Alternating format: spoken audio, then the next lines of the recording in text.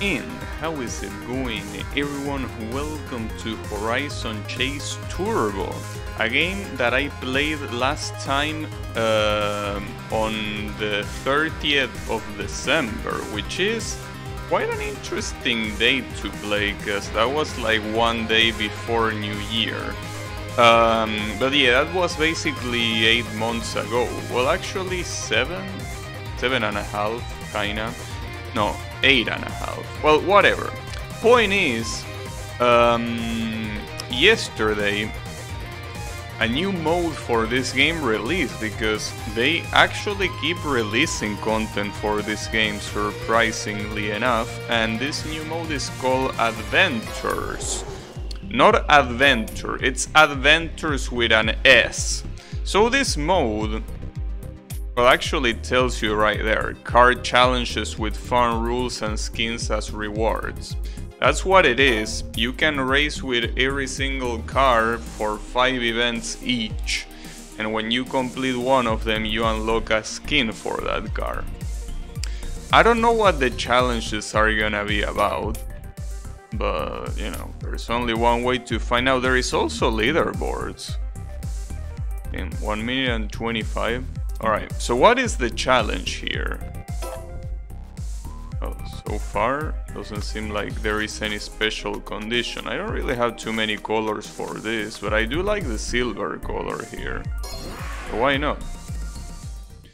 Let's get into it. It's really been a while since I played this game, so it's pretty nice to finally play it again.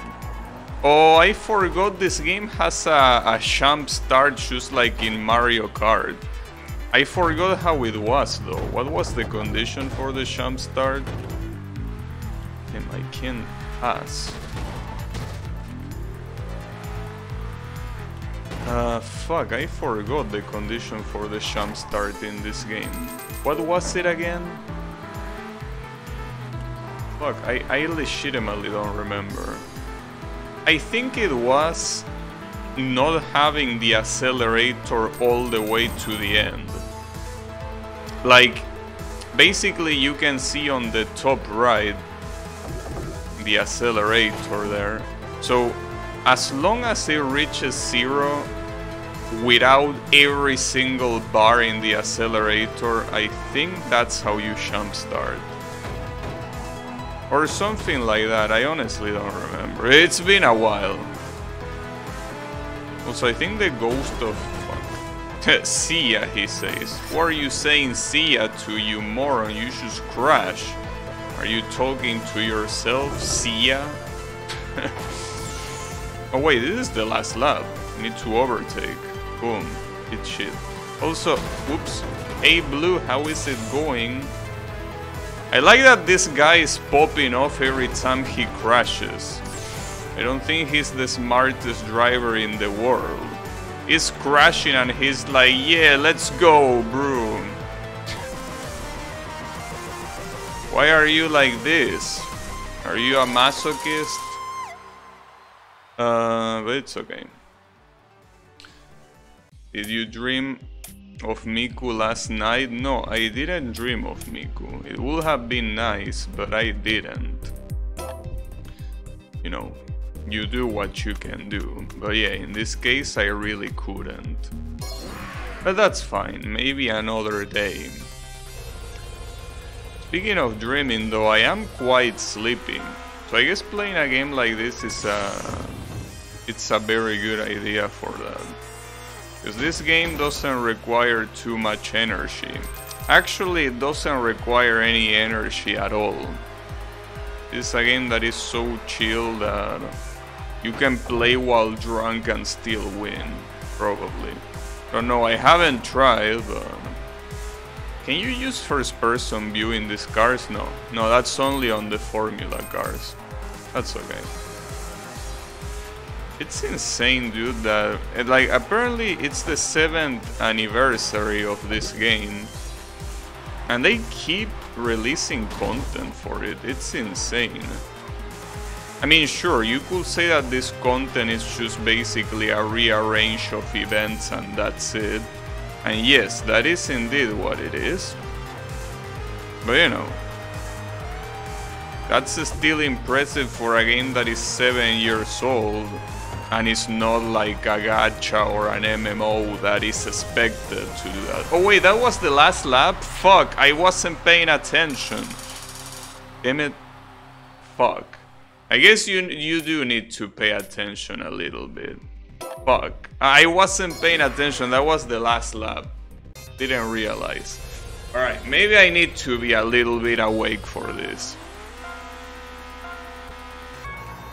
Or Minecraft. Yeah, but I think that Minecraft, well, it obviously is not an MMO or a gacha, but it's a game that it's pretty much present in almost every computer by default. I'm pretty sure like if you install Windows 10, Minecraft already comes pre-installed. So it's one of those things where, you know, I guess it just makes sense to do it.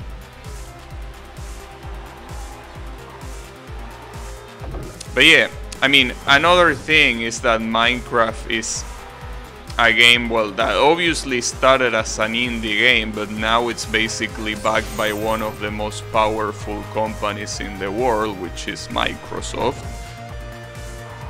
So seeing that sort of stuff, I mean, it might be impressive from an effort stand. Oh, I fucked up.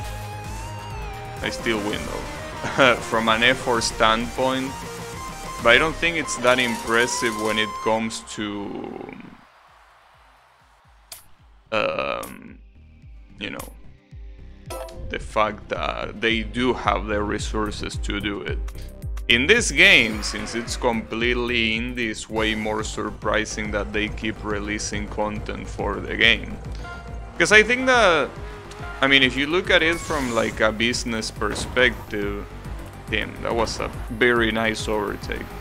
From a business perspective, I don't think releasing content for an old game is something that will bring new sales, especially for something that it's obviously a free update, you know. So in that case, you know that they are just doing it out of passion for the game, which is super cool to me, that that's the case.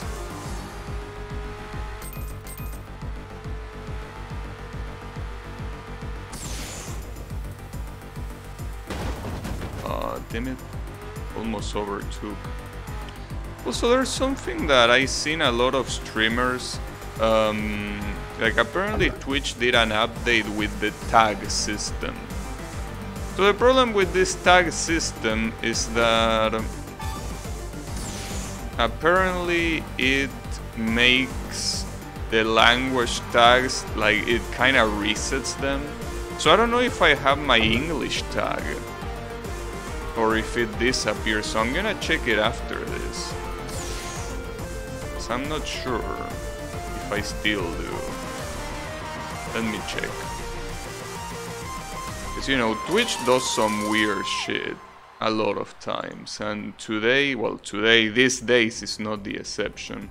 No, I still have the English tag, alright. That's what matters. Well, then again, if I had no language tag, not like it will be that much of a difference. But still,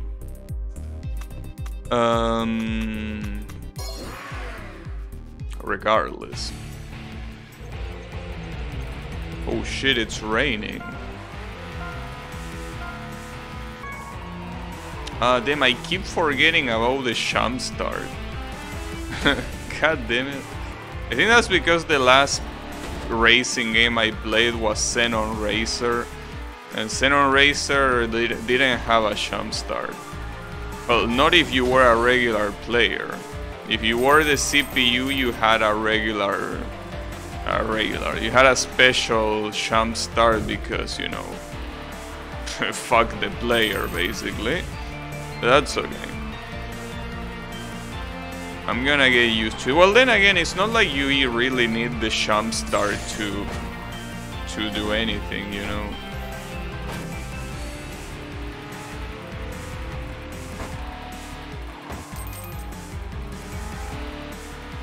I mean, I guess, you know, You can still play this game drunk, but you have to make sure that if you play this game drunk, you still pay attention to when it says final lap in the middle of the screen. You still need to pay attention to that. If it says final lap there, that's the part that matters. Final lap. Pay attention because you're gonna need to use your turbos and overtake the first place. Okay, see? Final lap. That means now your focus should be on going, on doing that. And then obviously keeping the position, obviously. And when I say keeping the position, I mean not fucking up. Because as long as you don't fuck up, they are not gonna overtake you, so doesn't matter. Boom. Second place is an acceptable drunk finish placement. Yes, but the problem is that in this mode, if you don't finish on first place, it doesn't count. Like, for example, here in this one, I finished second place and it was the same as if I haven't played the track. So no matter what, you need to win. So yeah. But yeah, no, it will be nice to play this when you're drunk. But yeah, basically here is first or bust. Yeah. Oh damn, the ghost is right there. I wonder how much this first global leaderboard ghost have actually tried harder to stay there. Or if it's like the first attempt. Damn. Would be nice if I could get first place on the global leaderboard, but that's unlikely. Well, yeah, with that mistake I don't think it will be the case. But yeah, I don't know if they actually try hard. Well, that's the thing when it comes to games that have leaderboards. I never know if people there actually try harder or if they just get it on the first try.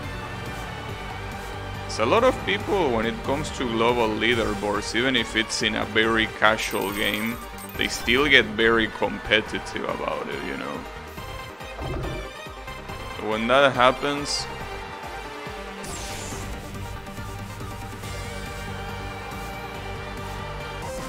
they can try hard. I imagine they try hard. I don't know, it might be, but then again, see, for example, I'm 4 seconds behind the first place and I crashed like twice, so like if I try harder, I'm assuming I could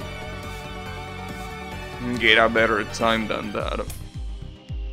And besides, this released yesterday, so I don't think they will try hard. Oh, that's the skin I unlock. Looks cute. Wait, why will you put me all the way there? Wait a second. Aren't this like the... Yeah, these are... Wait. What are the last and the first cars? You kinda confuse me, game. Am I not supposed to go back here? Yeah. Though I do already have a skin for this.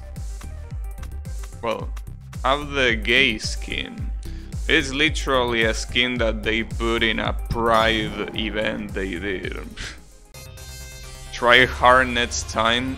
Yeah, the problem is that try harding a game like this doesn't seem like a very good idea. Because that's like, I don't know. That's like try harding Mario Party. You know, it's like the kind of game that you don't really want to try hard. I mean, you could try hard Mario Party, yes, but...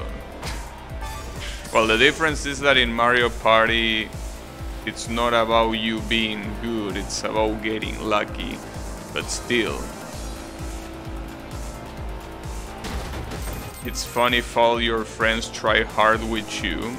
Right, but I'm talking if you try hard against the CPU.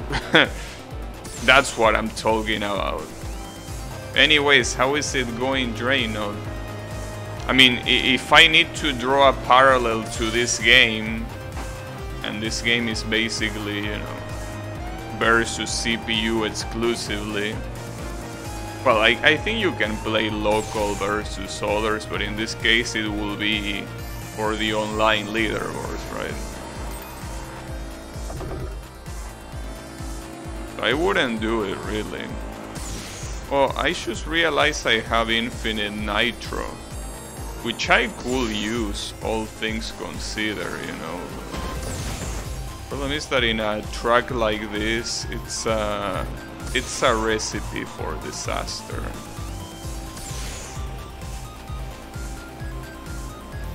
That's probably what the first place on the leaderboard did anyways.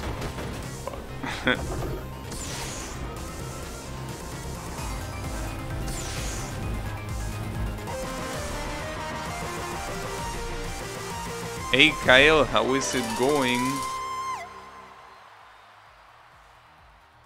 Imagine playing Mario Party with CPUs. I don't know, I never played Mario Party ever.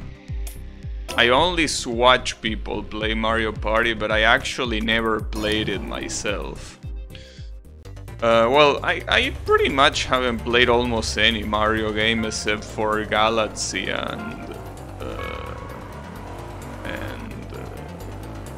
well, I guess the original one on the NES, Super Mario Bros. Got my third Eden win with some stupid ass deck that I can't believe I even got.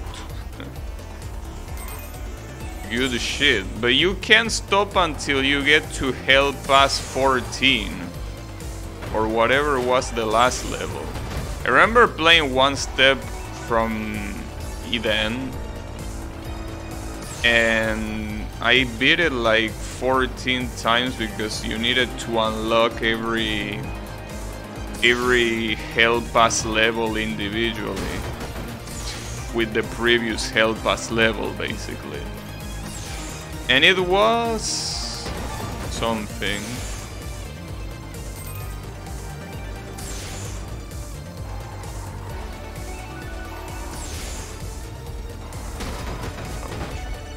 Using nitro. Wait, also using nitro all the time here is gonna make me run out of fuel.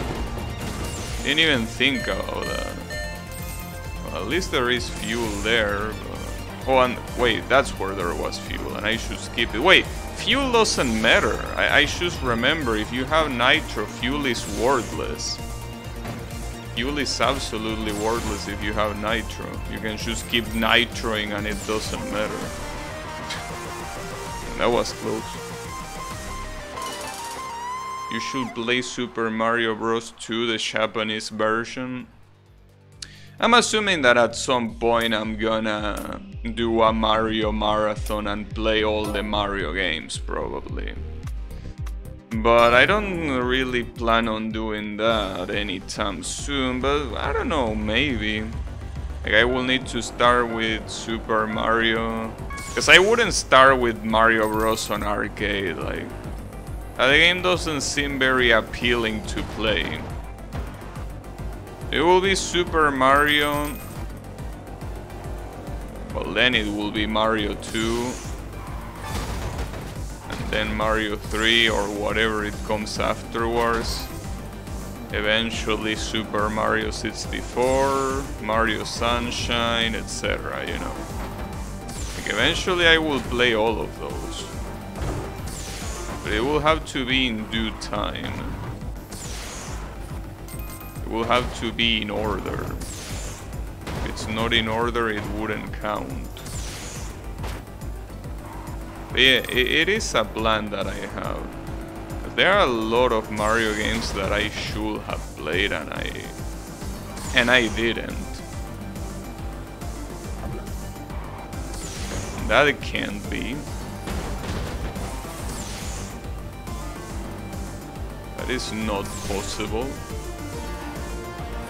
Well, Mario is one of those. There are so many Nintendo franchises that I haven't played almost at all. Metroid is another one of those. The difference is that I'm pretty sure I'm not gonna like Metroid at all. Damn, I'm actually not gonna win because of the amount of crashes I had. 4th place, holy shit, that was bad. I probably shouldn't even be try-harding the turbos here.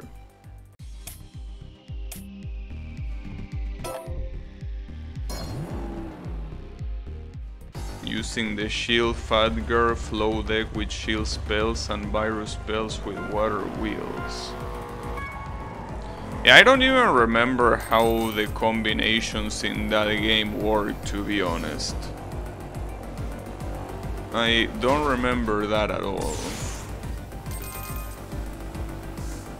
It's just one of those games that... It's been so long. I mean, it's been so long that I think there was no pandemic when I played that game. It was before the pandemic, so it definitely was some time ago.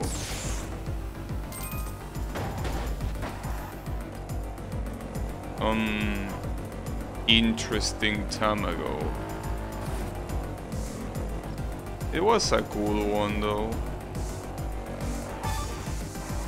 But yeah, remembering the specific things like which cards were useful, which builds were possible, like, you know. Remembering that sort of shit. Well, remember which character did what thing. Well, I do remember one thing though. Like, I remember like the alternate mode for like the revolver guy was like super busted if you save up money, because he basically at some point one-shots everything. Do you have to be Hell Pass 1 through 14 at the same time, or can you just select 14? No, I mean, you can do the debuffs individually. So like you can, I mean, if you pick Hell Pass 1, you will unlock 2. If you beat 2, you unlock 3. But you don't have to play them all together, you know.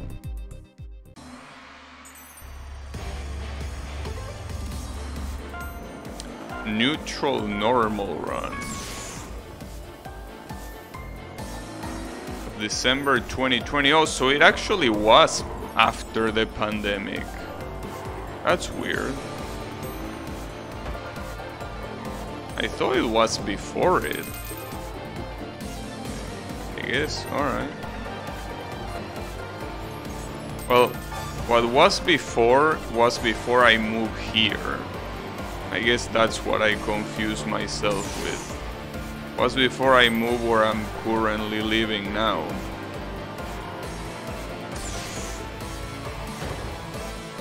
But yeah. Still was some time ago.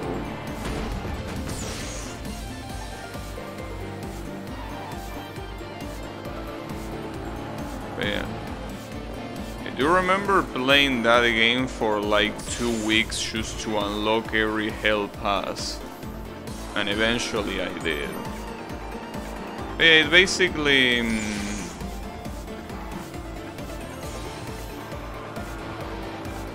I think the guy that I remember being super good was called Shiso.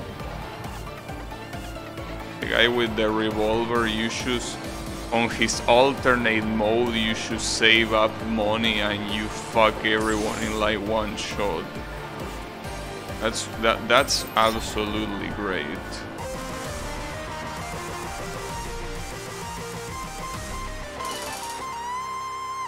That was like beautiful. Absolutely beautiful. I can't win with Shiso for shit. I never get the time spell. No, but I think, see, the problem is that it's been so long that I don't remember. But with Shiso, like, I'm pretty sure every character has like a different mode, right? Like, you have the normal mode and then you unlock a mode that is an alternate that works differently, right? I'm talking about that mode, not the normal one. Shiso normal is money? Wait, really? The normal one is the one that does money? I didn't remember that. Well, yeah. Basically, with Shiso, it's a matter of having a run where you can survive the beginning a lot. And if you are able to survive the beginning, and I say survive the beginning because you're not gonna spend any money. So it's gonna be rough to survive, since you're gonna be, well, basically using your default shit for the most part. So if you survive the early game, you can demolish everything afterwards so easily.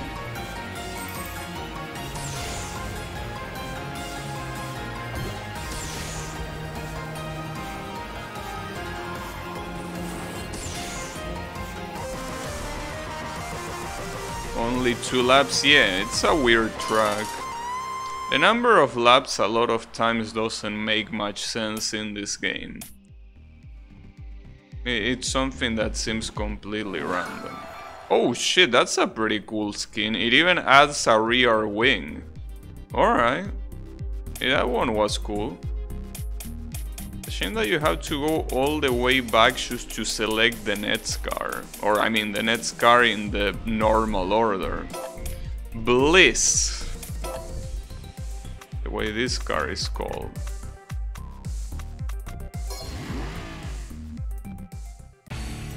I do survive, but using the gun is suicide against high tier bosses since it roots you for an hour and a half. If I can get misery, fragile shot, and time slow. I don't even remember what I use, but hey, if you want to check out my Shiso runs, 'cause I mean, I wish I could recommend you and I could tell you what I did, but I don't remember. All I remember is that Shiso was like my savior. Like, he basically carried me through bosses that are an absolute bitch to beat. But if you ask me exactly how, I don't remember. Just remember that there were bosses that died in like 3 hits. And I'm talking about the late bosses. You just shoot, and they die.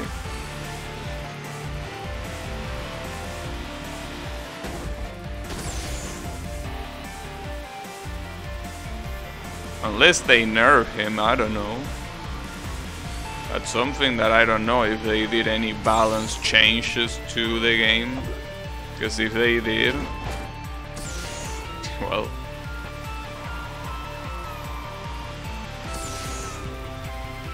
I gotta remember that I don't have infinite nitros now.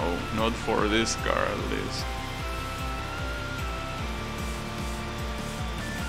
It started to rain in the middle of the race.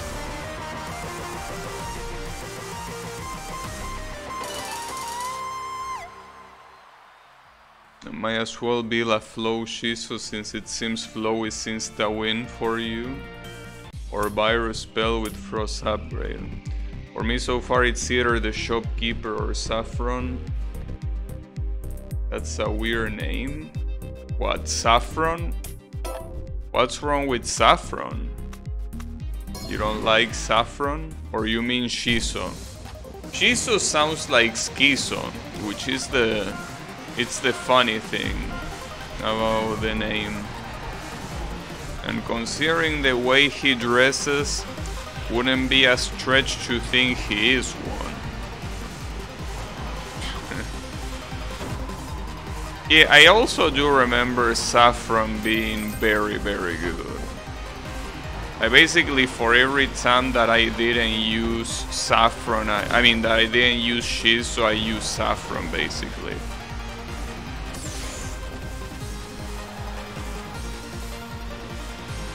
But yeah, like, if I play that game nowadays, I will get so fucking murdered. Because I wouldn't remember shit. And games like that are all about knowledge checks, you know. games like that are all about, you know, you see a card and you are like, oh, this card is trash, let me ignore it. Or this card is super good, I need it.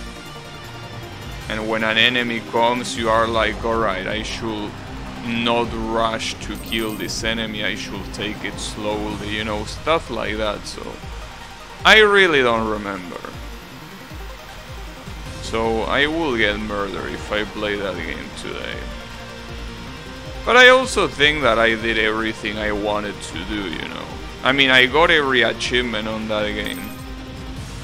Unless they added more ever since I stopped playing, which maybe, I don't know, I also haven't checked. Where are these ghosts finishing the race earlier? Are these people cheating or what? Ah, that's a shame, god damn it.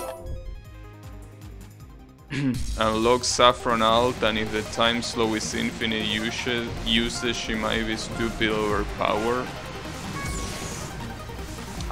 Well, I remember using the alternate Saffron and I don't think she was very good at all. But I also don't remember how she was.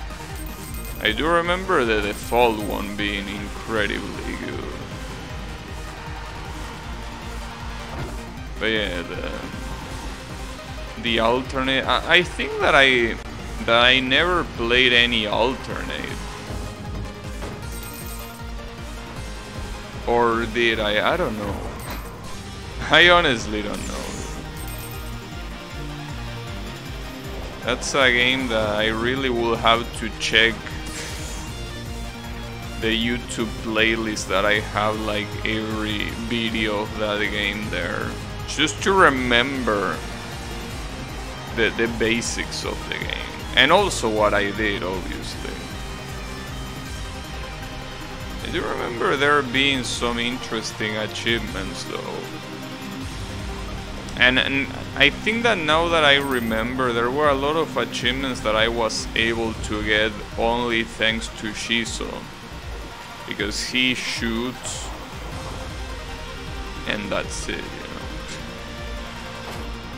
Like, you don't need any additional card, he just shoots and kills shit. So like, I don't remember if there was an achievement about not buying cards or something like that, and I used that guy for that. I don't remember. Some achievements I remember being a little bit evil.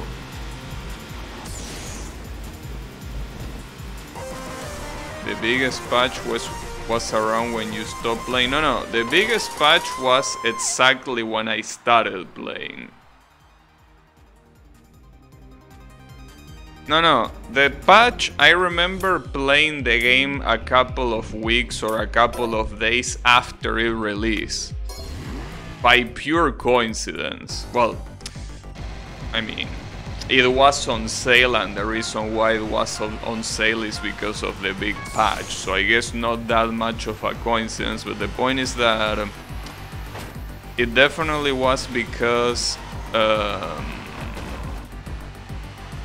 I mean, it definitely happened after the patch that I started playing. That was the biggest changer. I don't even know what it changed, but apparently it changed a lot of shit. I think, actually no, there is one change that I do remember. Apparently before that patch, you needed to do, like, basically the question that you had earlier about Hell Pass. Before that patch, to unlock the next Hell Pass level, you needed to do all the Hell Passes debuffs, right? It was very fucked up. But yeah, like basically you needed, if you wanted to unlock, for example, Hell Pass 4, you needed to do 1, 2, and 3 all together. So you can imagine how fucking hard it was to try to do that with, you know, to try to do that on the last Hell Pass. where you basically needed to play with every single debuff at the same time. So as you can tell, probably not a very good idea. Possibly not very good.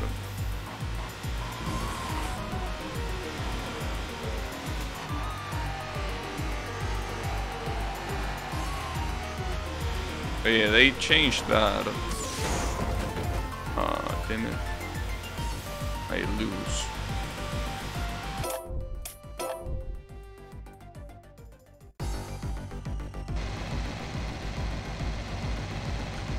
She's your wife. Well,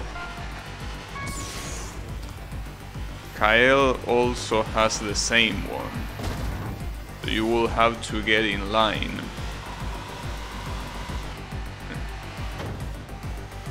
You can always play the Mega Man X mods. What you mean? That game is pretty much a Mega Man X mod.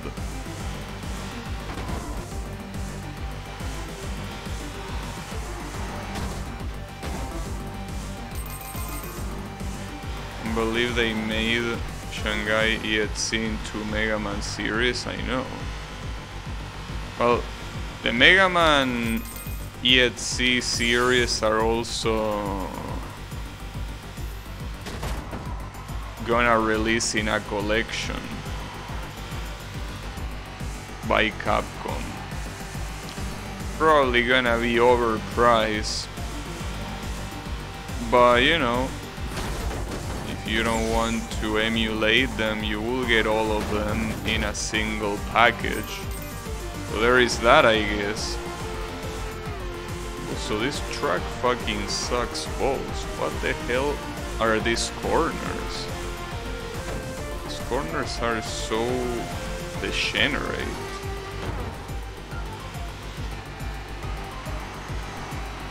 And this car is not very good at cornering. Or not as good as it could be, at least. Come on.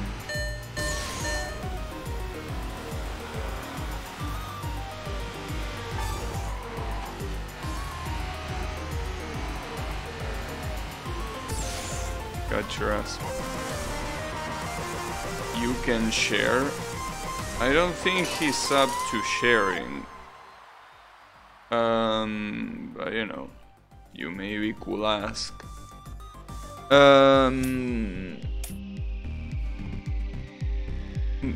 The one that takes 5 minutes minimum to install and freezes the PC while doing so.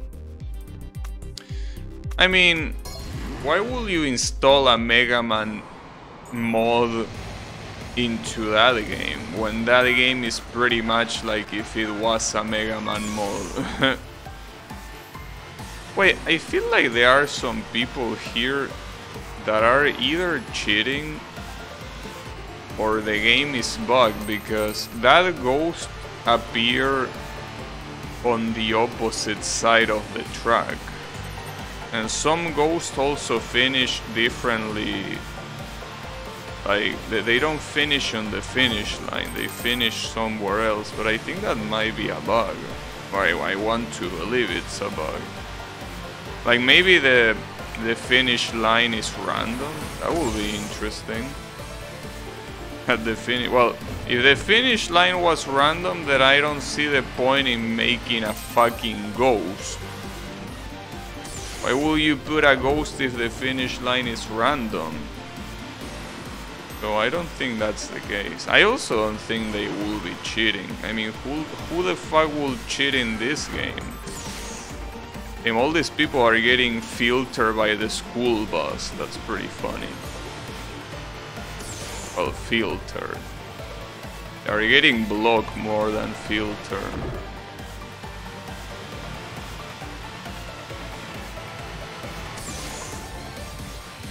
Is this supposed to be China or something? I don't even remember if this game had China. I think it had Hong Kong. Some people might tell you it's the same thing. But you know, apparently not. Um, for new bosses and characters. Oh, so it's not just skin differences. I see. They are characters. They are even Touhou mode characters. Yeah, I know. Master Spark for 150 damage. What is the best game to cheat in? What kind of question is that? What is the best game to cheat in? Like, that feels like it's a question that Yami will come up with. Also, what is this track? Are you seeing this track? Dude, I don't remember playing this track before. This is a labyrinth disguised as a track. Did I play this track before? I mean, I beat the whole game. I have all the achievements on this game, but I don't remember ever playing this track. Did I play it at some point? I mean, by the looks of it, this looks like Hawaii, which is one of the places in this game, but I don't remember having played this specific track on Hawaii or anywhere, by that matter. Because I'm pretty sure the only place in this game that had a volcano in the background was Hawaii. Or at least an active volcano.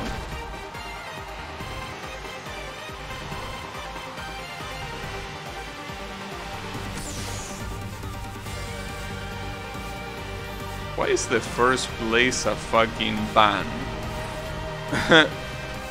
When it's clearly slower than everyone else. Seems like a very weird idea.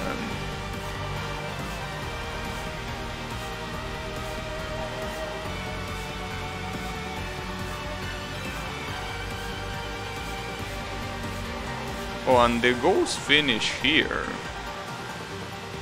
That's so weird.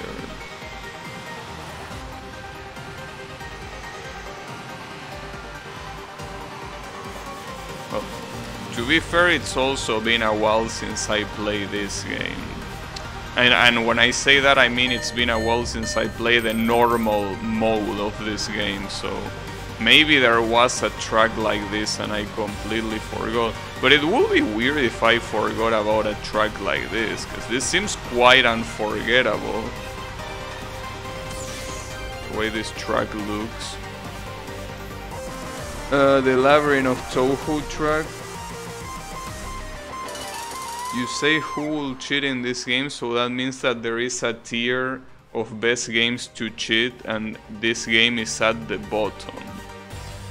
Well, when you look at it that way, any game with speedruns is a good cheating game since you will make mods waste time and mad at you. Oh shit. Internet shanties? Damn.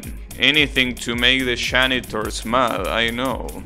That doesn't sound like a bad plan. But, you know. Well, you tell them get good and I should have a good gaming chair. Well, though yes, I mean obviously Kyle says it as a joke, but it's actually like, for a question like that, what games are the best to cheat on? Yes, games that they are speedruns. That is the best place probably. Why? Because it's usually very easy to do so, since most of them are single player games, and because I don't think many people give enough of a shit or know how to detect if a run is legitimate or not.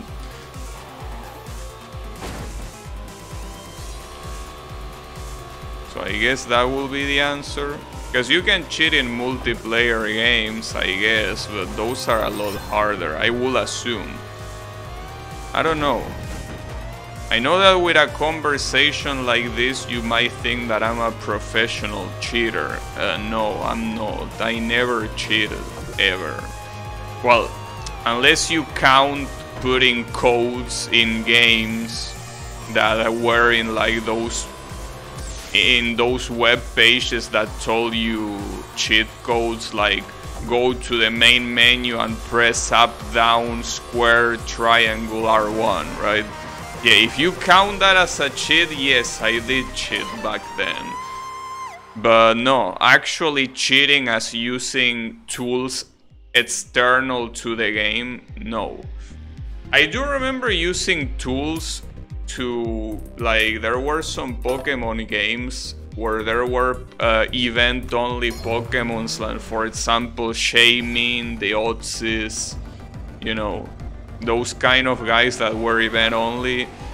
So what I did there was using, I think, a Game Shark code to give me the item that was needed to go to where the Pokemon is, just so I could relive the event myself, since I'm not Japanese and it will be impossible to have the event otherwise. Outside of that, I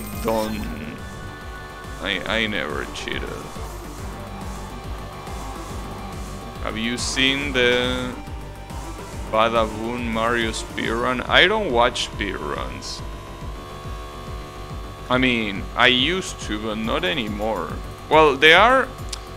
Speaking of speedruns though, no, I should say there is a channel called RTA in Japan. That's literally the name. RTA in Japan. It's basically GDQ, but as you will expect, in Japan. And as you also will expect, it's a bunch of Japanese players speedrunning Japanese games. Well, sometimes they are not Japanese games, but I think that they are mostly Japanese games. And it's happening right now, so if you are interested, go to that channel right now. If you cheat in a speedrun and get like 4th place on the leaderboard, nobody will catch you, probably. Because nobody will care. Unless you're a famous YouTuber, well, but it depends. Like, you gotta understand that if you know what you're doing, it's not very easy to call yourself cheating. You know? I was checking some stuff on Levy 1 with Cheat Engine and accidentally gave Marisa 10... Yeah, accidentally you gave her more experience. Oops! Oh, it will be a shame to cut 10 hours of farming. Oh shit, did I just press the button that gives me infinite experience? Ah, god damn it. Ah, that's my bad. Well, I won't do it again. Nah, it's okay, don't worry, Kyle, I believe you. I believe you for the only reason that you will be the kind of person to farm thousands of hours in a turn-based RPG game. So yes, don't worry, I believe you.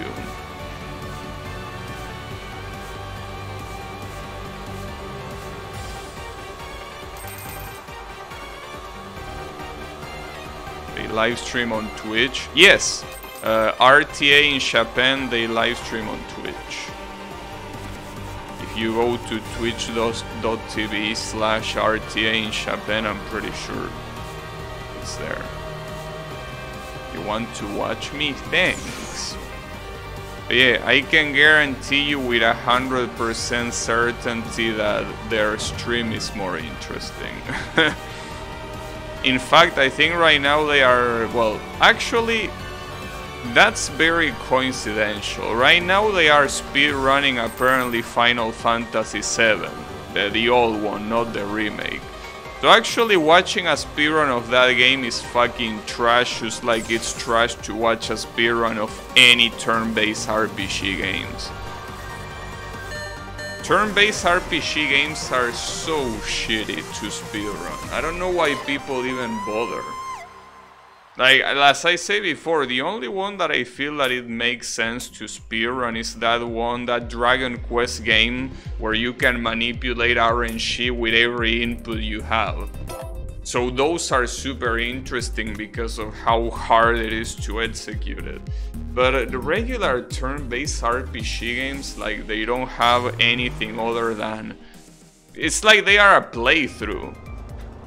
Yeah, I know that they are about routing, but I don't find them to be interesting. I mean, obviously that's something personal, but I mean, like, I don't see any reason why I will watch someone speedrun a turn-based RPG game, because it's pretty much a playthrough that is faster.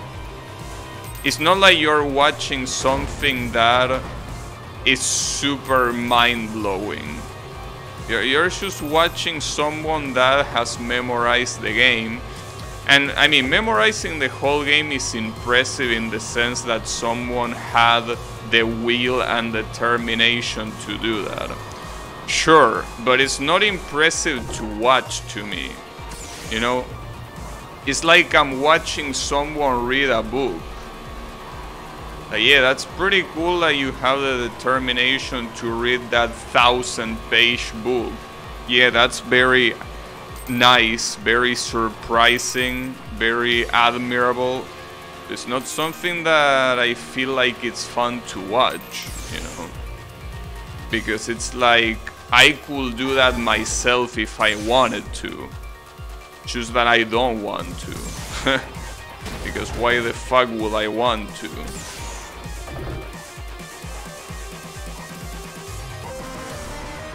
Final Fantasy VII Remake will be cool to watch a speedrun of. Yeah, maybe. Though I don't like that game personally, but I guess it will be interesting. It's nice to see how people rate the games you love. Yes! Yes, but that's the thing. Most of these games barely even involve glitches. Most of these turn-based RPG games, speedruns, are glitchless. And not glitchless because they don't want to, but glitchless because there aren't that many. And I will say that even if there are glitches, I will say that probably most of the glitches are skipping parts of the game in a not very interesting way. Reading a book on stream. There are more chances that I will stream myself. No, I was gonna say something, but no. Let's not say that. But no, you won't catch me there reading a book. Don't worry about it. There's something that I wouldn't do is reading a book. Much less on stream.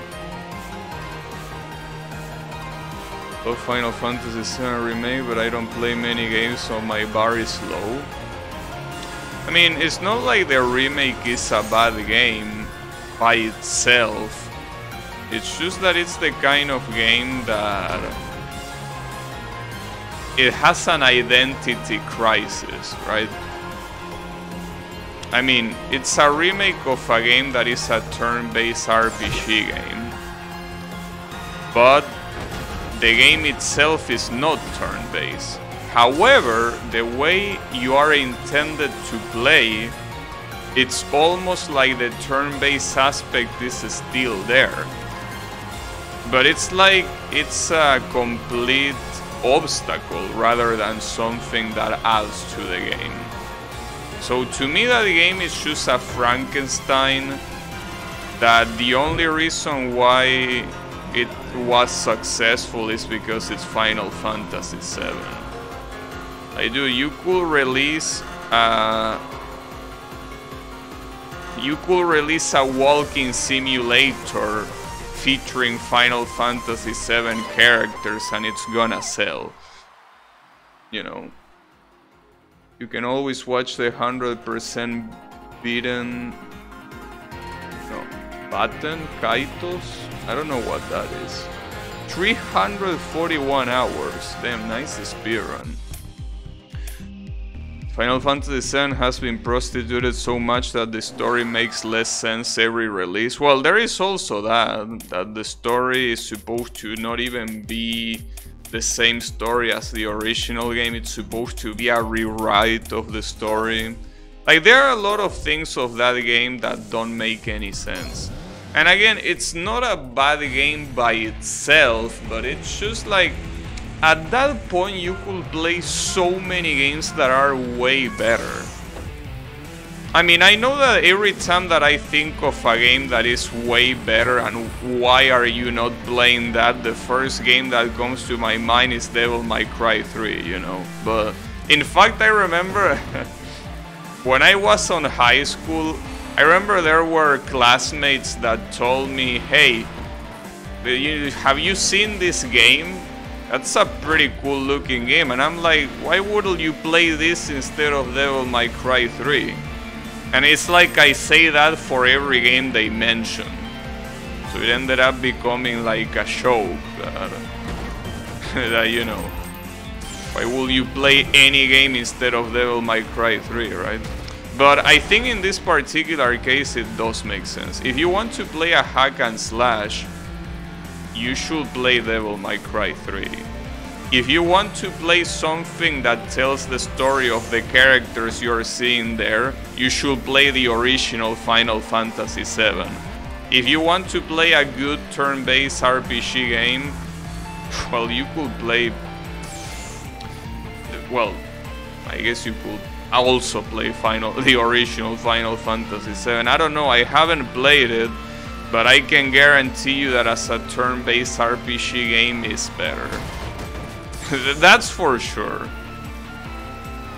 And if you want to play a game that it has like kind of both worlds, like kind of hack and slash and kind of RPG, I mean,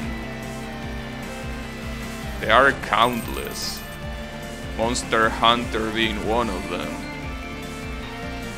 One that is less hack and slash and more about calculating your shit, Dark Souls.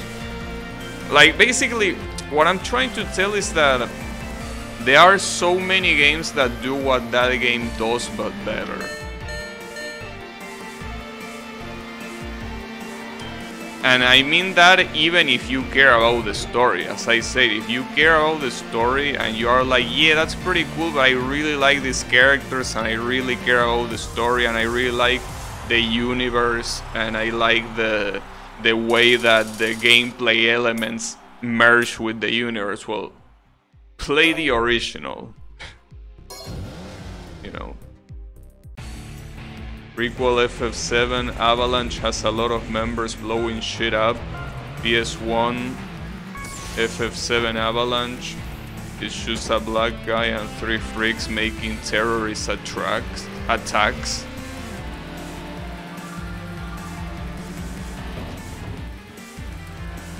I mean, I think that yeah, I don't really know what the story about Final Fantasy VII is about, and I never really cared, to be honest. You know. But yeah, I think it's about a bunch of bio or eco terrorists. You are one of them. But then it turns out that, you know, something about Sephiroth having a super long dick that is able to cut Aerith in half, and then he gets even bigger and can summon a moon or some shit like that. I don't know, dude. It's a weird game. But you know, I also never was interested enough to try it by myself, you know. Depends on what difficulty you... Wait, I want to play a pretty game with pretty anime characters?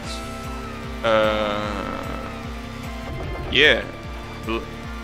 That sounds like spoilers. No, don't worry about it. That's not gonna happen on the remake. You don't have to worry about it because everything that happened on the original one is probably not gonna happen on the remake. So don't worry about it. You could probably go right now, play the original one, and you still wouldn't get spoiled. Because I'm pretty sure everything is gonna change. So don't worry about it. There is not such thing as spoilers for the remake.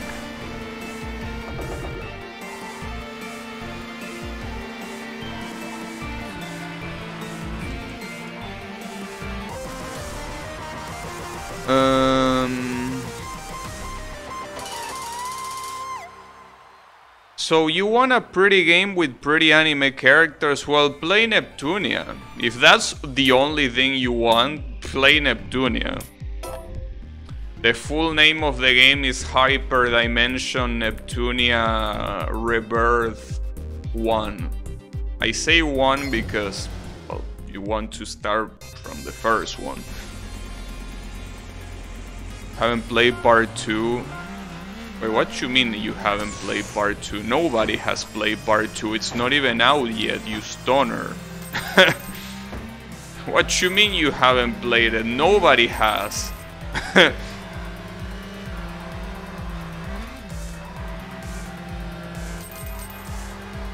Part 2 is not even out yet. And I don't even know when it's gonna be out.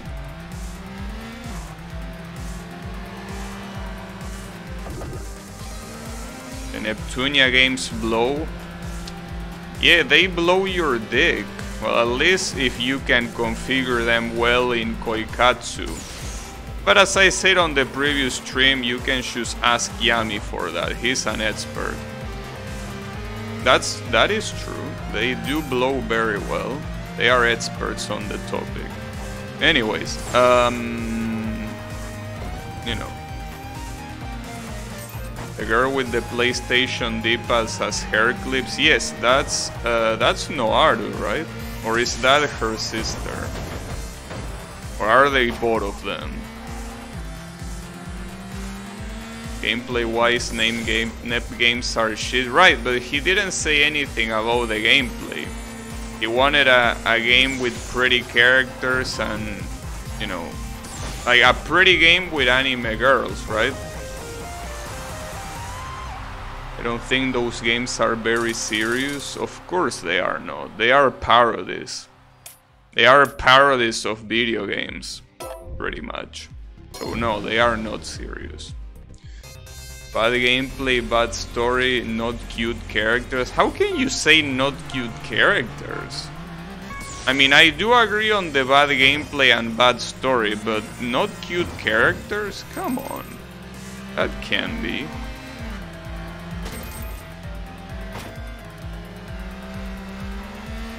Haven't beaten Berseria yet, but for a 3D game, it fucks Neptunia in the air before hitting the ground. Then fucking it in the air 20 times before hitting the ground. That's a new one. Useless pay DLC. Well, but that's the good part. You don't need to buy the DLC since it's useless, as you say. That's the best part about it. A game that has DLCs that are so fucking shitty that you don't even need to buy them. So I don't see how that's a negative. I mean, it's a negative if you buy them, but why will you buy them?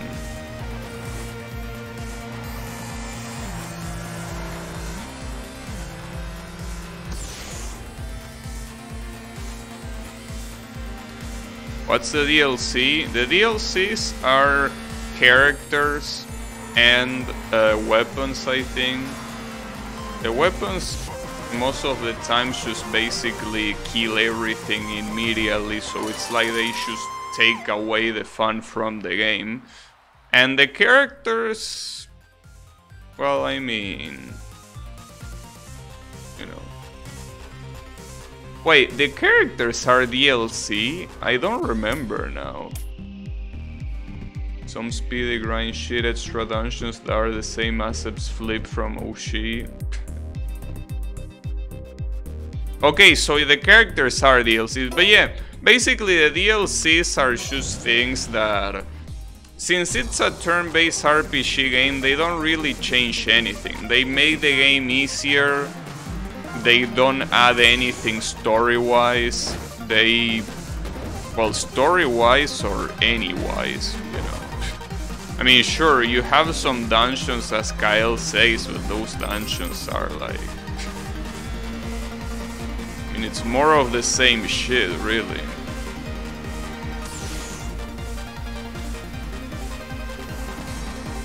It's like, imagine if there was a DLC in Final Fantasy VII Remake that unlocks a new area.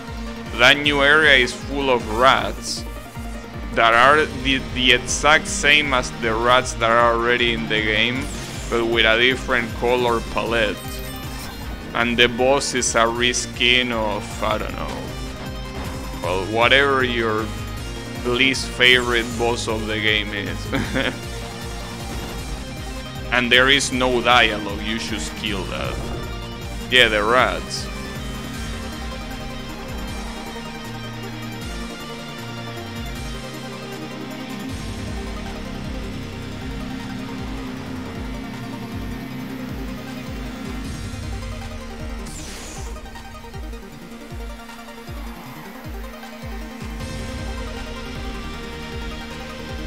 Is exactly the same one as the original.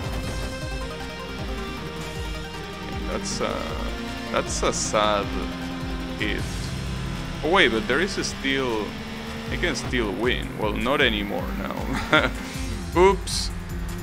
I actually can. Fuck.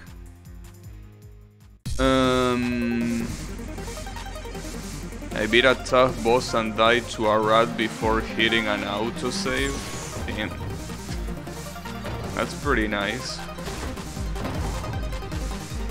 I mean, not for you, but pretty nice for the rat. I mean, imagine being a rat and beating someone that has beaten someone that is way powerful than you, right? That would be cool.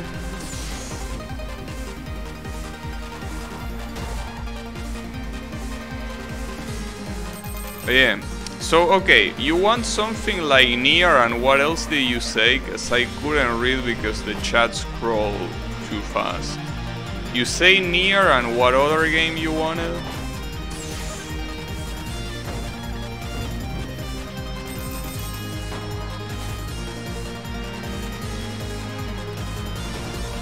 Gravity Rush? I don't know that game. Gravity Rush. I don't know what that game is. Do you know, Kyle? Seems like the kind of game you will know. Will change your life. You know, it really doesn't ring a bell at all. Gravity Rush. It's an interesting name, though, I gotta say.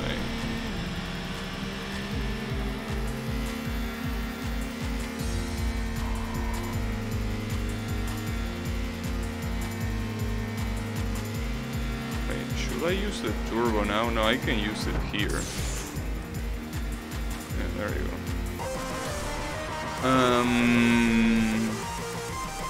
Well, I don't know what that game is, but if you want something like Nier,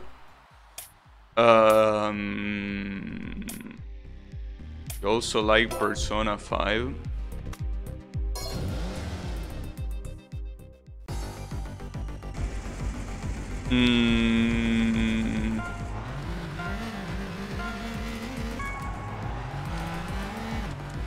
I don't know. The problem is that the games you are mentioning and the reason why you like them are usually games that don't interest me that much. So I don't think I have many recommendations, unfortunately. Because those are mostly very turn-based. Well, Nier is not turn-based, but I mean, you probably like Nier because of the setting. The setting to me was my least favorite thing about Nier. Because I did play Nier Automata, and the story and the whole thing was, to me, very... meh. Like, very I don't care.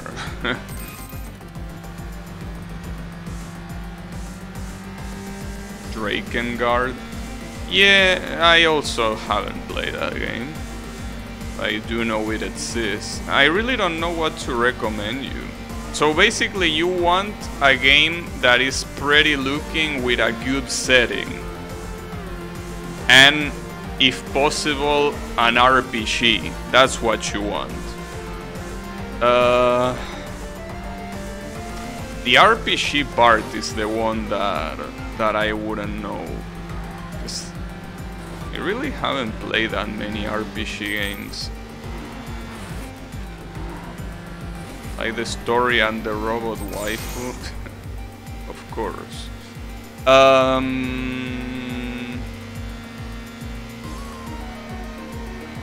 I wish I could recommend you something, but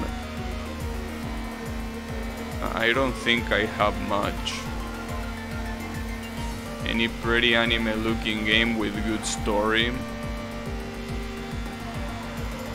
Pretty anime looking game with good story.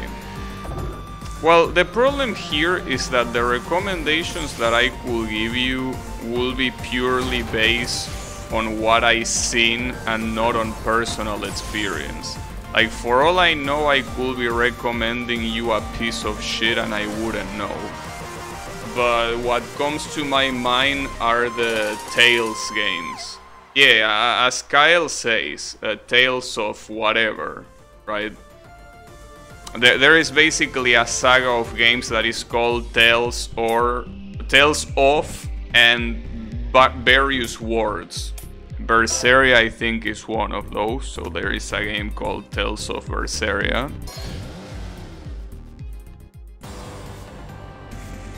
You were AFK and didn't choose how to get hurt. I know. I feel ashamed about that too. Anyways, how is it going, Yami? It's okay, you're gonna get hurt with Horizon Chase. Oh, and also, wait. Actually, the fact that you're here is perfect timing because Blue is asking for games that have a good story and pretty looking anime girls. And you, for what I've seen, are a super fan of the Tales series, which I'm assuming fits that condition, right? So, will you recommend which game?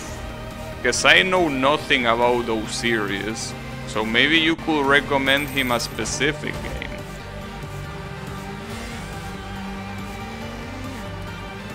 You watch a edgy anime girl go... Oh, it has an edgy story, nice. That's always a plus. Crawling in my skin. Yeah. Another good example, I guess, will be Dragon Quest, I guess. Problem with the Dragon Quest games is that, well, they are long, they are very traditional as well.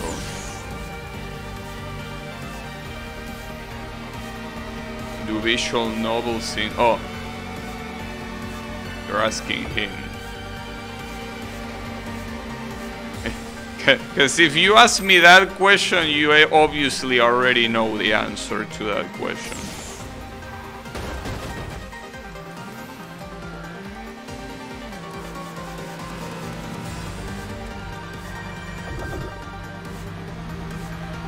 You need to kill the Pope or something because he fucked your brother? And that's weird. Unless your brother is a kid, in which case it will make sense. Yeah.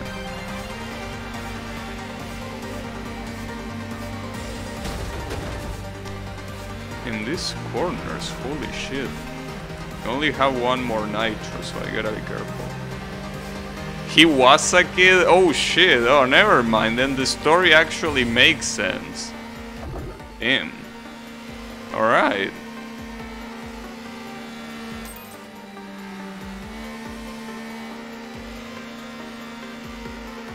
I will say 10 out of 10.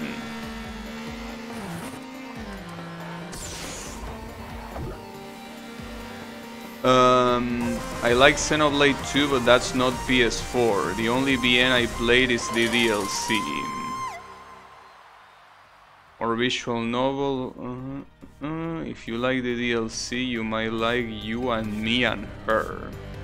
Doesn't have to be an RPG, but I would prefer 3D. Akiba's Trip. Well, wait. Didn't you say you like games with good story? I don't think Akiba's Trip is the example of a game with a good story. I mean, I haven't played it, but for what I've seen, it's one of those games that, yeah, has a pretty interesting plot. It's a good story. I mean, what? Okay. If that's what's the case, play Neptunia. If you like Akiba's Trip story, play Neptunia. Just play Neptunia. Or at least try to. Like, you will see, I mean, it's pretty simple, dude. When you play Neptunia, you know if you're gonna like it on the first 10 minutes of gameplay. If you didn't like it by then, you're not gonna like it later, so you can just ditch it. But, you know, I really have a pretty strong feeling you're gonna love Neptunia.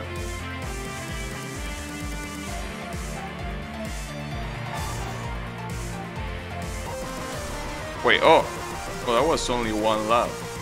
Alright. I will take it. As for RPGs, Labyrinth of Refrain goes pretty hard.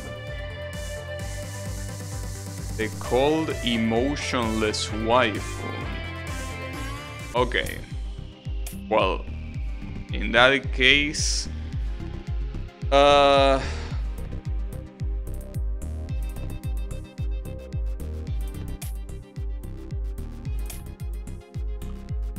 I mean... Well, I don't think Neon White. Well, that's a game that Drano has been recommending to me. I don't know, dude. Well, the thing about Neptunia is... I don't know. I feel that... See, the problem is, the description for the game you like is precisely the game I will dislike most of the times. You know? Like, that's the issue. Like, the description you're giving me is exactly the kind of game I will avoid. So that's the problem. Neptunia seems perfect. No, but that's the thing. I do think Neptunia is a good idea, but the problem is that Neptunia's story is not serious. I mean, well, then again, he mentioned Akiba's Trip. You know what? No, go try Neptunia. Like, you don't even have to buy it. You can first try it. And then, if you like it, you can buy it. You know? As I say, you know if you like that game, if you like it the first 10 minutes. If you like the first 10 minutes of gameplay, don't worry, you will like the rest of the game. If you didn't like the first 10 minutes, don't even bother. Because you're clearly not gonna like it.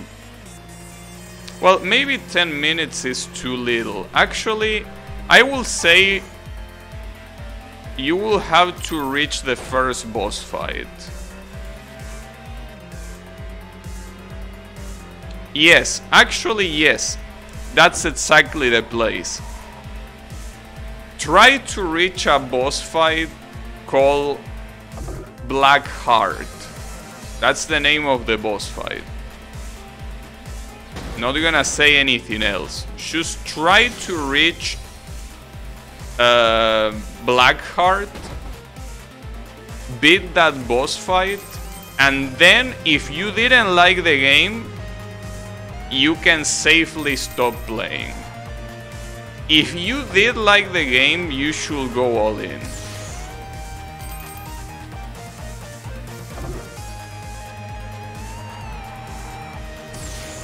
I think that's like the first chapter, you know. Refrain was the old school RPG with the girl without an arm. I don't know. The game has bosses? Yes, of course it has bosses. I mean, it's a turn-based RPG game. If it didn't have bosses, will be a problem, you know. No, he's already said that he played Persona 5. Yeah, I would have recommended him Persona 5, but he already... See, exactly. He says he loved Persona 5, so that's why I say. You gotta get Royal. Oh, that's the re-release. Bosses where you beat them all with one strategy. I mean, you can do that. Or you can just role play and be like, oh, this boss is gonna do this, so I need to plan carefully, move here. You can even invent dialogues in your head to enhance the RPG experience. Anyways, no, in all seriousness, go try Neptunia. It's a game that it's very easy to know if you're gonna like it or not, you know. It's just pretty simple.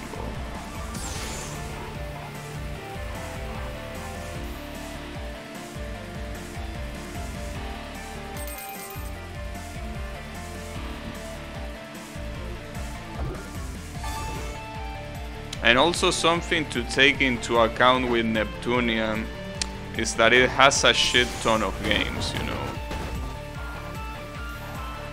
Which, yes, most of them are asset flips and whatever. But the thing is that if you like Neptunia, you will have enough content to play for a while, is what I'm trying to say.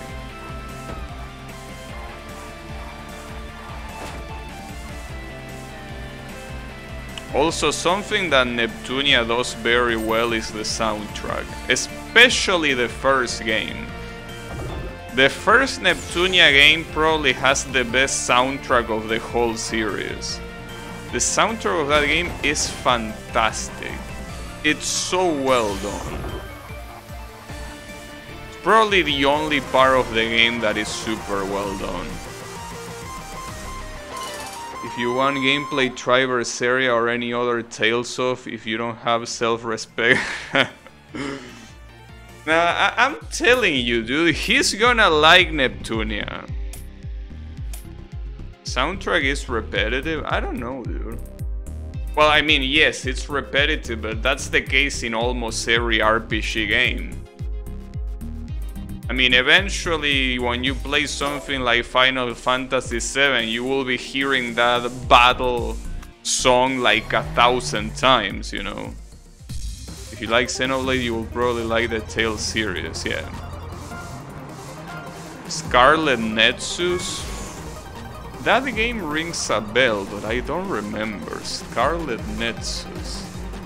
It does ring a bell, for sure, but what was it? Scarlet Nexus. I don't remember what it was. It's the Code Vein like. Oh, he can play Code Vein. Of course! How did I not think of that? I'm an idiot. Yes, Code Vein. That's the perfect game for you. Of course. Yes, that is the case. Damn, how did I forget about that? That game is absolutely perfect for you. Holy shit. If I had thought about that at the beginning, we probably wouldn't even be recommending more, because that's the best one. The best one that fits your description.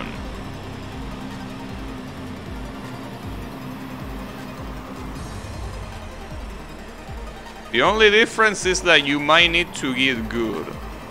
But not really. You can just summon a companion and they are gonna carry the game for you. I mean, I'm just a moron and I like doing shit the hard way, so I didn't use a single summon until the DLC. But like, if you want to, you can just use summons for when shit gets hard. And they are very easy to use, they are overpowered as shit, so don't worry about it. Code Vein the anime? No, Code Vein the game. There is a game called Code Vein. It's on Steam, by the way. Well, I'm pretty sure it's in every platform, to be honest. Will be surprised if it wasn't. To be honest, all anime games are kinda trash. It's one of the few games that was so terrible I had a mutual agreement to stop the co-op. Damn. No, Code Geass, yeah, that's an anime. No, Code Vein. But yeah, Code Vein is the perfect game for you, dude. You know, the problem is that I could describe that game in a way.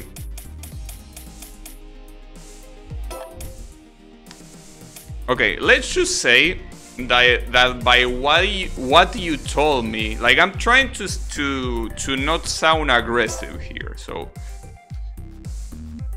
by what you told me, Code Vein has an interesting story, has very pretty characters, right? And it also has good gameplay. No, Nier, he already played Nier and he loved it. That's the reason why Code Vein is such a perfect game, dude. He loved Nier. That's why Code Vein is absolutely perfect for him. So yes, as I'm saying, Code Vein has a very good story. Can't believe that I'm saying that. No, but for real now. Code Vein is the game, all of the games that we mentioned here is the one that aligns with your taste the most. I'm not gonna judge your taste, because that, redundancy aside, will be in bad taste. But yes, the game that most aligns with your taste is Code Vein. Indeed. That is the #1 game. I'm surprised it didn't come to my mind earlier. I don't know why. But yes, Code Vein is...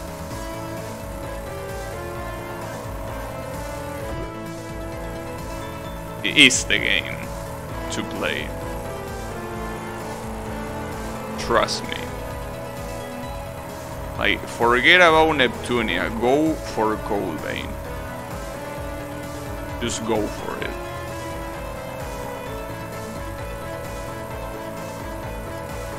Yeah. It's pretty funny because... okay, I need to watch myself then, when you are present. Because usually...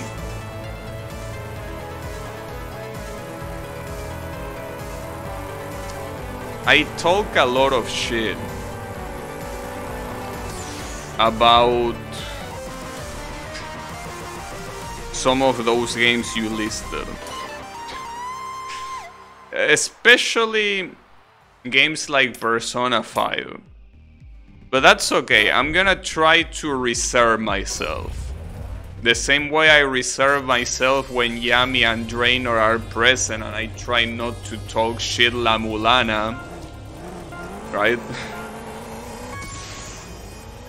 You don't mind? Alright. Yeah, I'm still gonna try to refrain. But hey, alright, in that case, I think a better question is, what games do you hate? Because that's the thing, it's always fun to talk shit when we all can agree about what we are talking shit of. Why would you say that it's a trash game, Blue? If you had to mention a game that is garbage, which game would it be?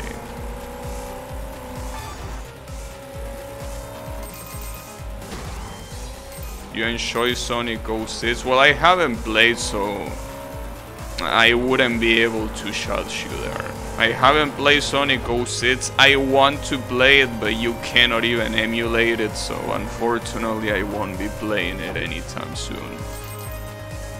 But you know, I could almost believe you about Sonic 06 being a cool game, because there are people that shit talk Sonic games that I love. So that's fine.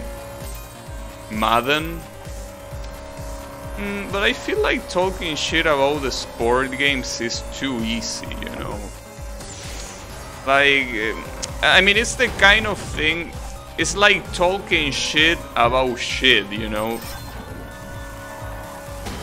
Like, oh, why do turds exist, right? They are so smelly and ugly, right?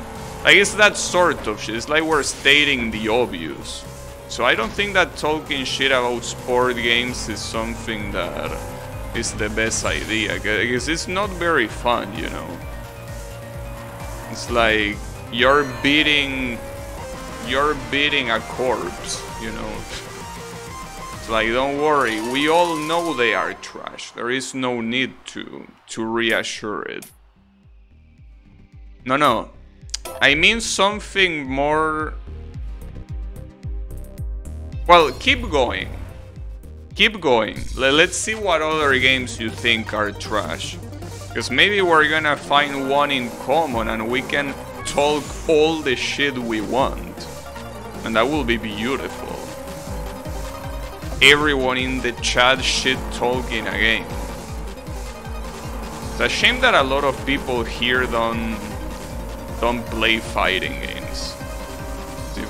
If you play fighting games, we can all talk shit about Street Fighter 5. But most people here don't play fighting games. Well, I don't even play fighting games, to be honest. But that's in part because of shit like that existing.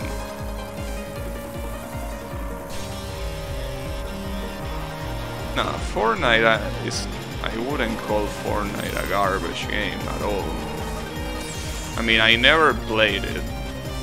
That is true. But no, Fortnite, I mean, it's a fun game. For what I've seen, I mean, I don't see anything wrong with Fortnite. I mean, it even is free, you know. I would agree if it was like $60. In fact, hey, if you want to, we can all talk shit about Overwatch. Now that's a game I will get behind to talk shit on. Because for example, well, actually, I would also love to talk shit about games like League of Legends, but the problem is, these are games that in principle they are free. So even all the amount of rancid shit you could talk, these are games that still, you know, if you don't like them, you should uninstall them. You didn't lose money.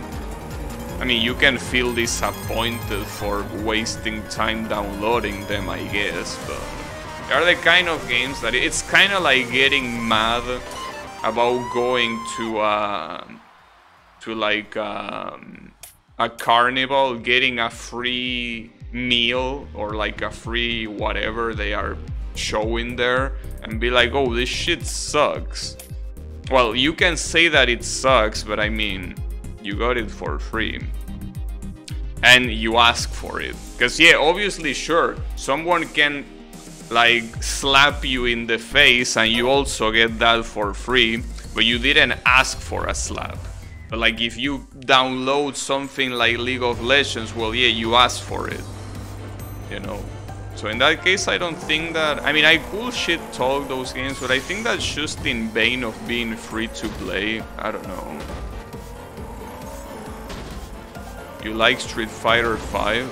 Oh shit. Damn, do you like every game I hate, or how is it the case? Nah, I'm just kidding. I don't hate games like Persona 5 or what other game did you mention? Nier. Just that they, well, Nier I more or less like it. Persona 5 though, it's the kind of game that I dislike a lot. But I wouldn't really say hate. It's just the kind of game that it's there. It's like whatever, you know, not my thing, but I can definitely see the amount of work that was put into that game. But yeah, it's definitely the exact opposite of what I like. A game like Persona 5. Gief? You play Zangief? Damn, that's pretty brave of you. Because Zangief in Street Fighter 5 is garbage. That's pretty brave of you to play such a shitty ass character. And that's coming from someone that loves Zangief as a character in the sense of as a character design. But then in Street Fighter 5 he's so bad. He's so shitty. They took away his green hand. Might as well cut his legs off while we're at it. Why are these cars going so slow? Is that supposed to be the challenge here? I guess. But yeah, Zangief is one of my favorite Street Fighter characters. Alongside Vega and Akuma, I love those characters. I probably like every game you love. Well, that's another way of seeing it. Never played Overwatch, it does look boring, but I like the characters. Yeah, the porn that they get is pretty cool, I gotta admit. But outside of that, I don't think it has much. One free slap, I know. The only games I hate are the boring ones that never change.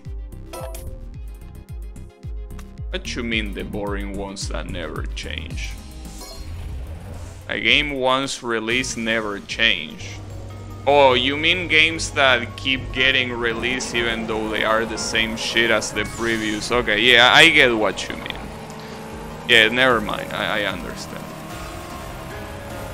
Tales of Cestiria, it has a character named Edna that everyone likes. Huh? Maybe. But no, you gotta understand. The perfect recommendation is Code Vein, Yami. Like, you don't understand. Every recommendation that we do from here onwards will fall flat compared to Code Vein. Trust me. Code Vein is the best game he can play. I'm 100% sure of it. Like, I don't even have a single doubt in my mind.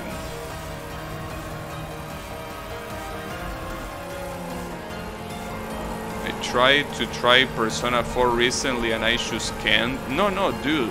Yami.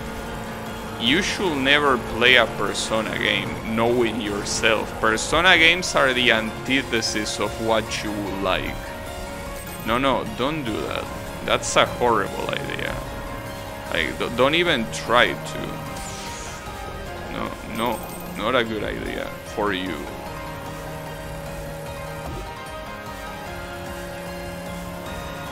No. Very bad idea.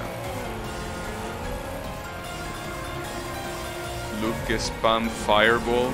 Thankfully, I stopped playing. Well, I stopped playing Street Fighter 5 like a couple days after it released, but no. What was I about to say? I stopped paying attention to Street Fighter 5 like around... Well, it's not like I really ever paid attention to it. Just that I know that Zangief is trash, particularly because it's a character I like, but... I know that Luke is a new character and a lot of people are complaining about him, but I don't know much about him because he was released at a time that was so far into the game that I couldn't give a single shit. I mean, even less than before. You play Vega as well? Nice. Oh, that's cool. Coldbane is trashed. Hey, you know what they say? One man's trash is another man's treasure, you know? So come on, bro. Is Honey Pop a visual novel? No, it's a puzzle game. It's a match 3 game. Not really a visual novel. I mean, it has aspects of it that like are special, that make it look like a dating simulator or whatever. But at the end of the day, Honey Pop is a match 3 game. You love puzzle games? Well, in that case, let me recommend you another game that is very cheap and also almost always goes on sale on Steam, and it's probably the best in the market of its type, called Mirror. You will love Mirror if you like Honey Pop. So yes, 100% recommend buying Mirror. It's super cheap. I mean, it's super cheap even when it's not on sale. So my formal recommendation will be Mirror. Amazing game. 10 out of 10. Probably one of the only games that I bought everything that it has to offer, including a cosplay album. Come on, Yami, you can say yikes now. I know that you're holding in. Come on, you can say it. Sounds good. I know. I mean, it has a cosplay album and it also has a wallpaper album. And some of the wallpapers I used before, they are pretty cool. Yeah. No, but all joking aside, it's a good match 3 game. You didn't even 100% the game. I didn't 100% the game because it requires you playing it multiple times. As I say before, I don't like replaying games multiple times. If you want to 100% Mirror, you have to play it. For each story, you have to beat it twice. And I don't like that. Besides, you not only have to beat it twice, you have to purposely get the bad endings. And I don't like that either. So yeah. Mirror is... you don't like that? No. I mean, you're not forced to get the bad endings. If you want every achievement, you need to get the bad endings. But why would you want to get every achievement? No, you don't need to get the bad endings. It's not necessary to progress in the game. It's only necessary to 100%. Then again, bad endings is a way of saying, you know, basically bad ending determines whether the girl has consent or not. Pretty much. That's what the bad ending for most of the cases is. So don't worry about it. It's not like everyone dies and it's super sad. Question mark? Oh, I didn't tell you? Well, Mirror is half a match 3 game, half a porn game. You don't like that? Well, oops.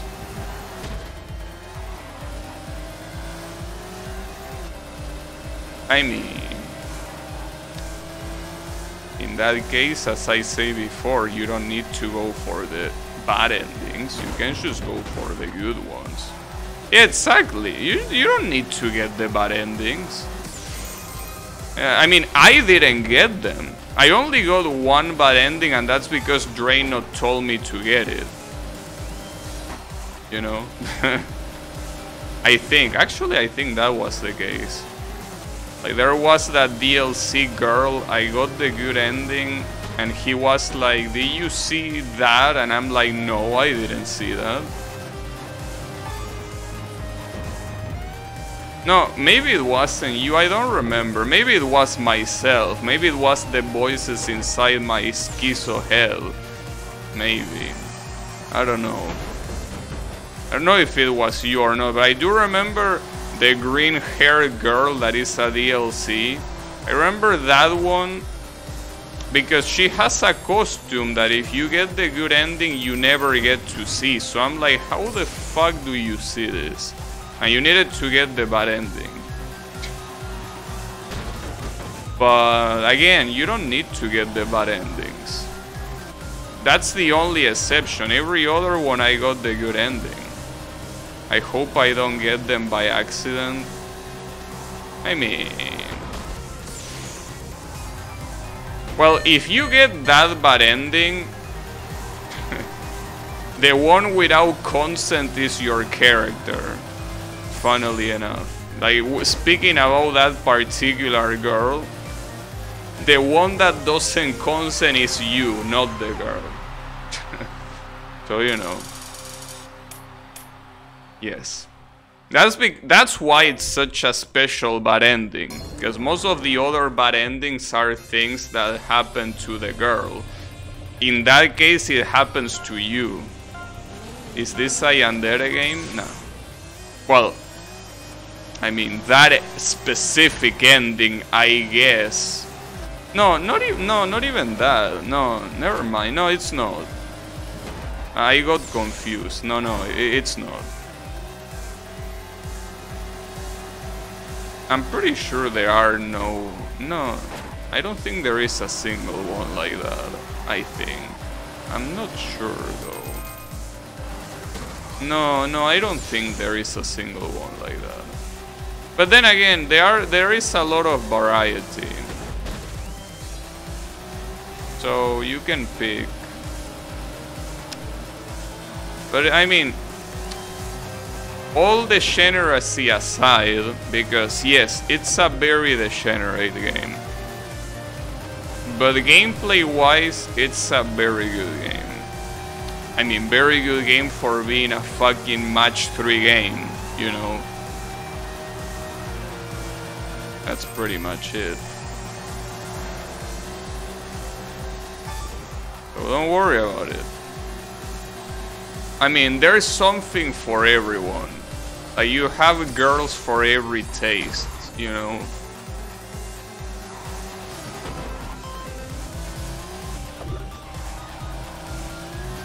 You have the dumbass girl, you have the super smart girl, you have the clumsy girl, you have the tsundere girl. I don't think there are yanderes in that game. I don't remember at least there being yanderes. So I guess that's one stereotype that is not there, maybe. Nice, got it. Fun for the whole family, of course. It indeed is. Oh yeah.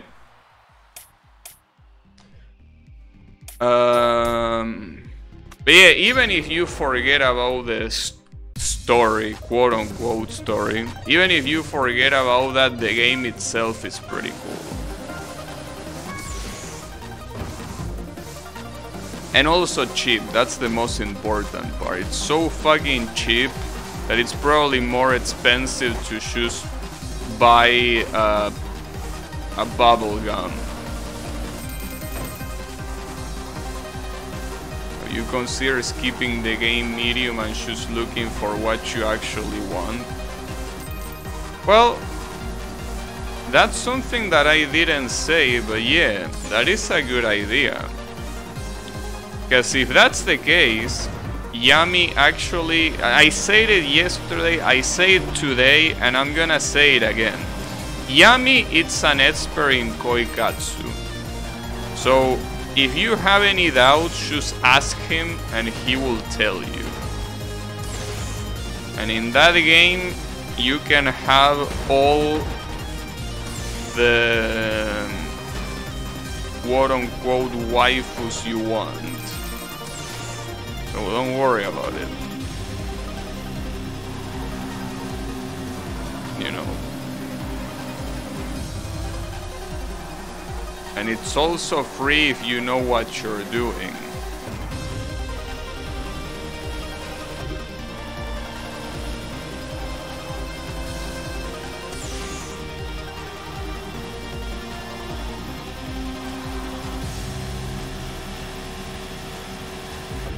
I have no turbo. Oops.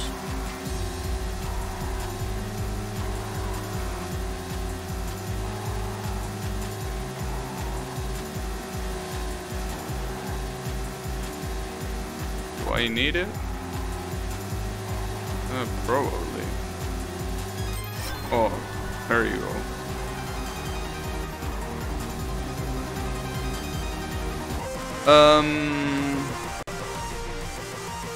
Yeah,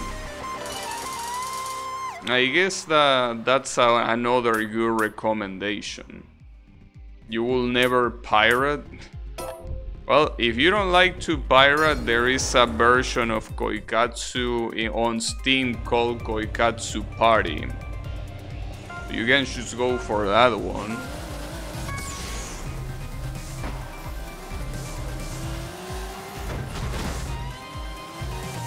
I mean, I also don't like to pirate. In fact, I don't pirate at all ever since I got my shop like 4 years ago. Well, the only games that you could say I pirate are games that are impossible to play otherwise. You know, multiple Doshin games that only got released in an event that happened years ago. So it's like, you know, you're not gonna play them if you don't download them. I mean, you can buy it from a reseller, but at that point you're just giving money to someone that is not the creator. So those are the only cases where I quote-unquote pirate. But I mean, that's barely pirating, because the alternative is not playing it at all, since I cannot even pay for it, you know.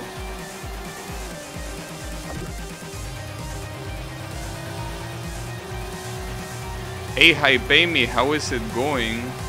Rain Awake was watching anime. Damn, seems that we have all the anime fans here today.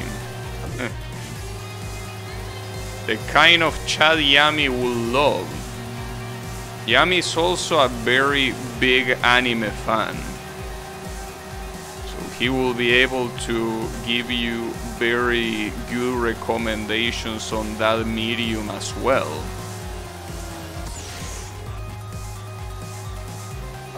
Oh, damn, that was a last second overtake. Holy shit, he almost overtook me back. Pirating is 100% okay in that case. Yeah, pretty much. You're an idiot. Damn, Yami talking shit. See, that means that I'm right. As I said yesterday, when Yami starts throwing insults, it's because you are right, but he's uncomfortable with you being right. You know? So don't worry about it. Oh, that's a pretty cool skin. I think that's an unlockable skin. Weeb Anonymous. I haven't watched anime in months, it's been a while. Yeah, I also haven't. I mean, the last anime I watched was the Stone Ocean, Shoujo Stone Ocean, and it wasn't that good, really. I kind of want to see how it continues, but I don't know when they are gonna keep releasing it. Seems like they should stop. But then again, I don't really watch anything nowadays. I mean, I don't watch anything regardless of what it is, you know. It doesn't have to be an anime. I don't watch series, I don't watch movies, I don't watch shit. Not like I ever really did that anyways, but I don't like watching. I like playing.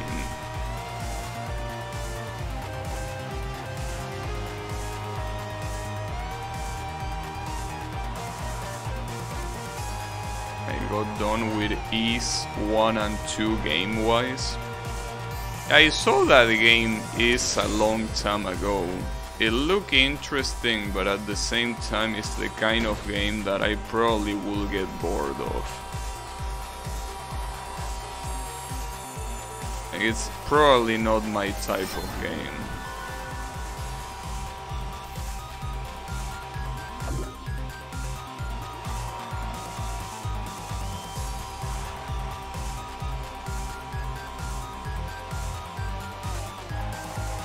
Last anime you watched was Killing Slime for 300 years.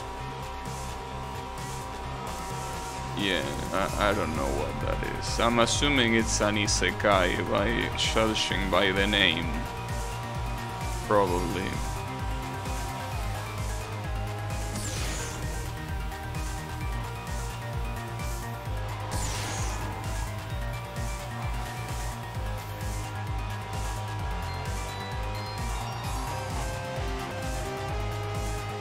Good short games with a hyper-specific requirement is blend. Interesting. You know it? And personally, when it comes to anime, I basically kinda got tired of watching anime at some point. I got tired because most of the ones I was watching were the kind of animes that only the author understands what happened. They are the animes that have so much stupid shit, so much plot, so many plot holes, so much stuff that it's not understandable by a normal mind, that I end up being like, well, yeah, the visuals were pretty cool, but I don't understand what the fuck just happened. And the problem is that that happened for like 5 animes in a row. And then I realized that those animes were, some of them were rushed, some others were discontinued, but for the most part, the issue is that, you know,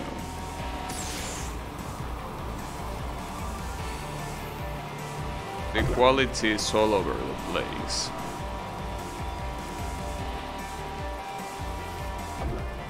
Well, that almost was first in the world, or was that first in the world? Because the ghost kept going. No, that's 5th in the world. Interesting. I'm not too into isekais, but maybe I'm not watching the right ones. No, I don't know. I personally, I also feel another issue is that a lot of these animes are very formulaic, right? Like you watch one and you watch them all. That's another problem that I have. Those animes are made to get by the manga to understand the story. Maybe. But even then, there is a lot of stories that just don't make sense. Like, there are a lot of stories that are just shit that is there to make it sound that it has more than it has. Like, to make it sound that it has more substance than it really has, when in reality it has no substance. And that happens a lot, but that's only one of the problems. As I said, another one of the problems is that most animes, you can just swap the characters and you get the same result. So I end up ended up getting tired. So I'm like, dude, I already seen this shit. You know? So yeah, basically...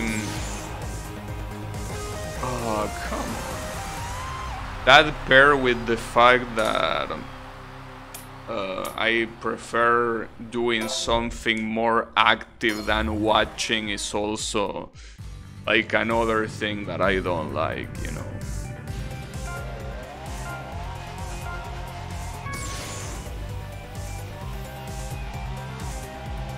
But that's okay.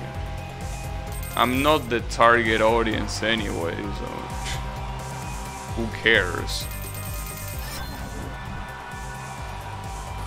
It's like the people that complain that Pokemon games are not serious enough. Yeah, that's because they are children games.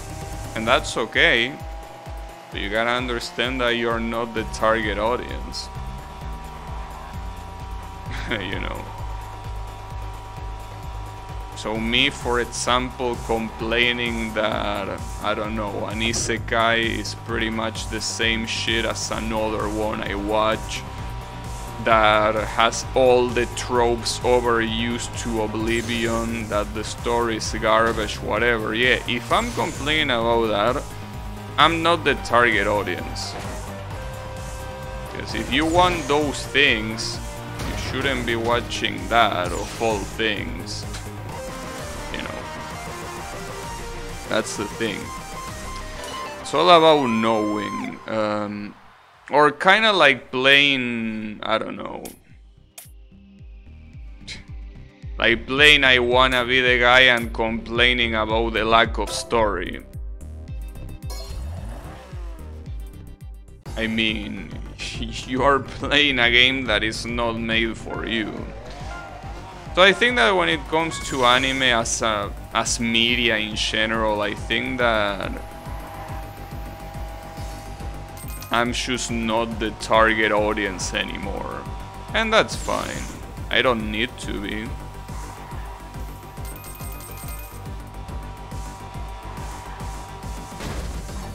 Ouch. That was rude.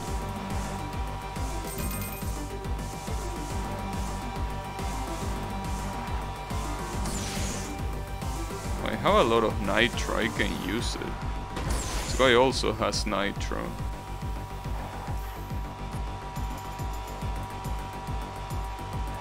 Why does he want to be the guy?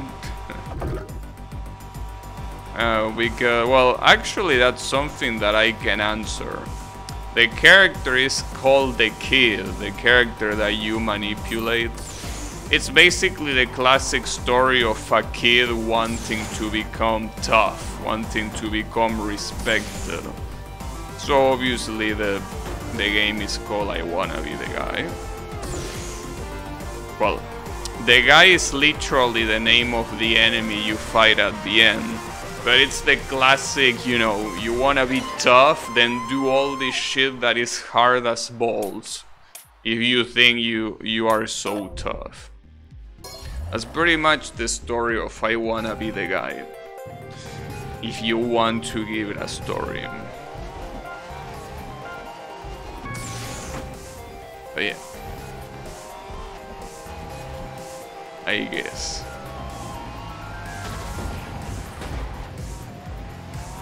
But yeah. Well, it's also one of those games that if you want like a casual experience, a relaxing game and something easy to play, you are also not the target audience. You know, clearly. Needs anime adaptation. I mean, considering the amount of fan-made shit that the game has, I wouldn't be surprised if there was a fan-made animation out there. But you never know. Yeah, I Wanna Be the Guy fan game community is enormous. It's so big. Here, really is a very strange phenomenon, all things considered. You know, like it's one of those things that really makes you ask yourself, how did this happen? And it's kinda hard to tell, but it did happen. It did happen, and there are literally tens of thousands of I Wanna Be The Guy fan games out there.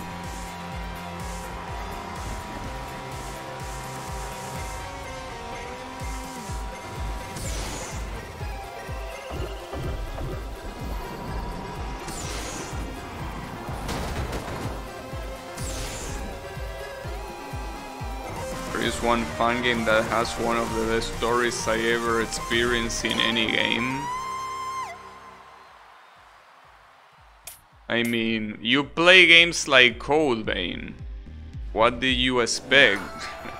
I'm just kidding. But which fun game?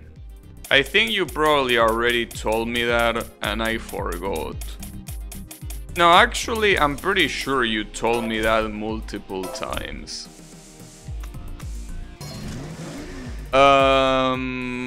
What game was it? Can you remind me?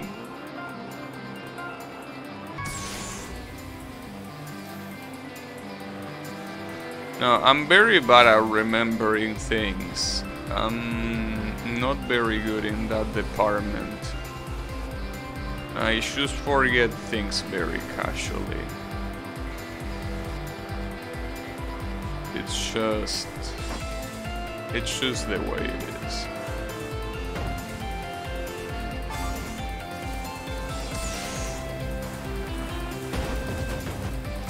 But that's okay. Really.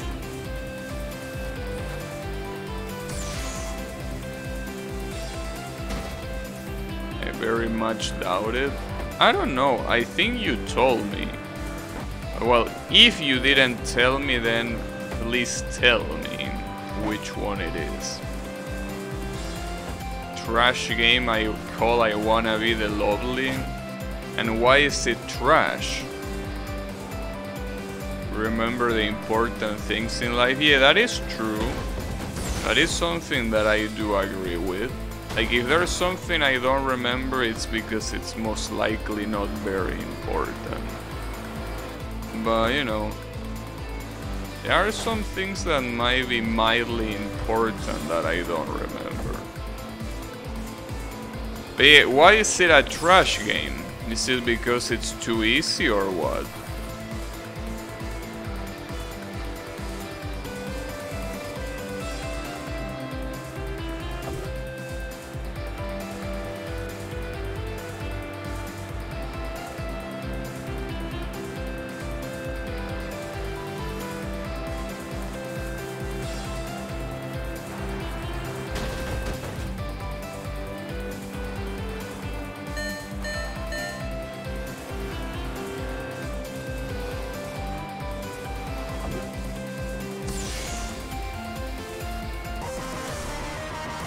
Are easy I Wanna Be The fun games?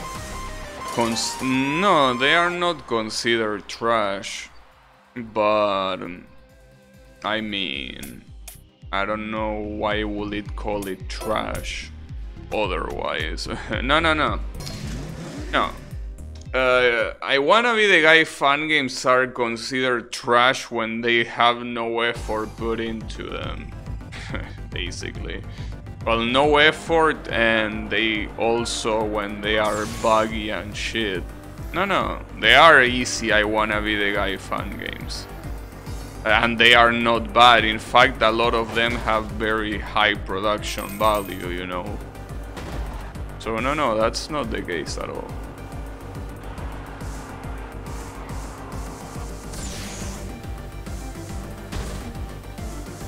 In fact, you can go to a place called Delicious Fruit, that webpage, and it has fan games sorted by difficulty level. You can probably find like a low difficulty, high quality game if you are interested in trying I Wanna Be the Guy fan games. The good part about I Wanna Be the Guy fan games is that they are absolutely free. So you can just try them out. They are also super lightweight since they can probably run in Windows XP. You know. So they're the kind of games that are like the very definition of a computer game, you know. You download it, you double click it and you play. Nothing more. No shit needed. You even use your keyboard to play it. You could use a controller if you want, but you will need to probably do Shoy2Key or some shit like that. Fun games? Oh, it's a better... Oh yeah, that's the intro webpage that you told me about. Yeah. Well, yeah, I guess you could check that. But if you're looking for fun games in a more wide way, you can go to Delicious Fruit and you can see that there are a lot of games. Like, well, it's pretty much like a pseudo database for fun games. And you have filters too, so you can be like, okay, I want games that go from like 10 points of difficulty to 40. Like the scale is done from 0 to 100. And you can also search for quality to be high. Obviously that's all subjective because it's obviously voted by users. But at least the popular ones tend to be relatively accurate. You can just do that. Then again, I will never recommend you particularly to play I Wanna Be the Guy fun games. Seems like the antithesis of what you're interested on. So I really wouldn't recommend it. Even an easy one I wouldn't recommend it to you. But, you know, maybe you like them, I don't know. But yeah, most of these games are not pretty, most of these games have no story, and most of these games are relatively hard. Well, from relatively hard to inhumanly hard. So that's the thing, I don't think you will like these games at all. But hey, you can give it a try. As I say, it's as easy as downloading and double clicking the executable file and you are already playing. Really bad at hard games, but I love Cave Story. Yeah, that's fine. Then again, as I say before, you do have easy fun games, but I don't think there's any reason you will like them. Not all of these fun games are hard. No. I know that, but what I'm trying to say is that I don't think they have anything that he particularly would like. Because again, most of these games have no story and they are not visually pretty at all. When I say visually pretty, I mean compared to the games you are mentioning. Like, these are very, very basic games. Again, games that run on Windows XP. You know, this sort of games. So I really doubt that you will like them at all. But at the same time, you never know, tastes change, you know. I mean, when I was very young, I remember getting very impressed by turn-based RPG games. And being like, damn, these games are pretty cool. But at the end of the day, my taste change and I don't really find them very appealing. The only exception being Pokemon, and that's because it's Pokemon, really. Not because of anything else.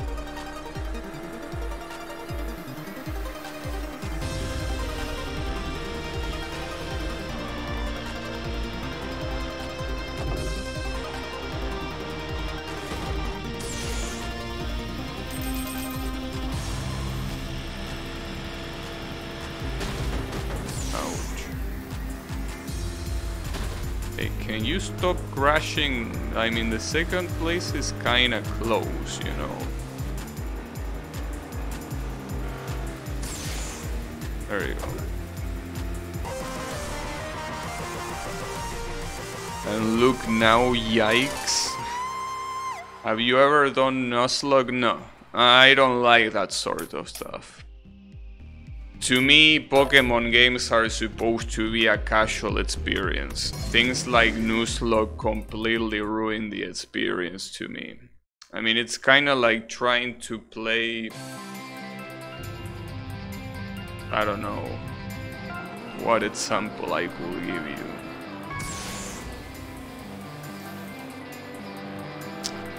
But let's just say I don't like it. No, one thing I like about Pokemon is precisely how much of a casual game it is. In the sense that when you play Pokemon, you can just relax and have fun. Nuzlocke Sim, or however the fuck you pronounce that, I don't know how that's pronounced and I don't care either, but the point is that those challenges are just made to make the game not fun. Like, they basically suck anything fun out of the game. And if you want to play a game like that, a game that, you know, where your party members can die or whatever, just go play, I don't know, go play Darkest Dungeon, you know? That's like a Pokemon Nuzlocke challenge taken to the extreme. If you're that serious about it, just go play Darkest Dungeon and see how much fun you have.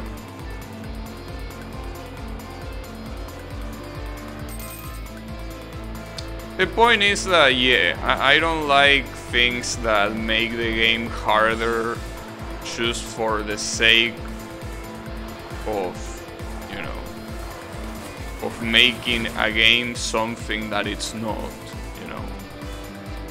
Like, I'm usually a very big fan of playing games the way they are intended to be played. So that goes against everything. Well, not against everything, but it goes against that in particular. So yeah.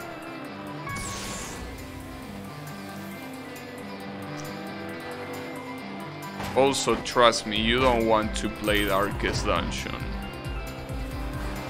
You don't want to play that game.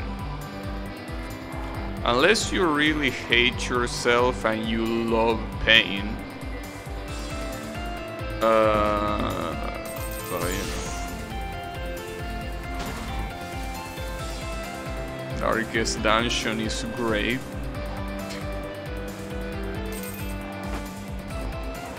Yeah, again, it's great if you hate yourself and you enjoy pain. I do agree with that. If those are your requirements, then yes, it is indeed great.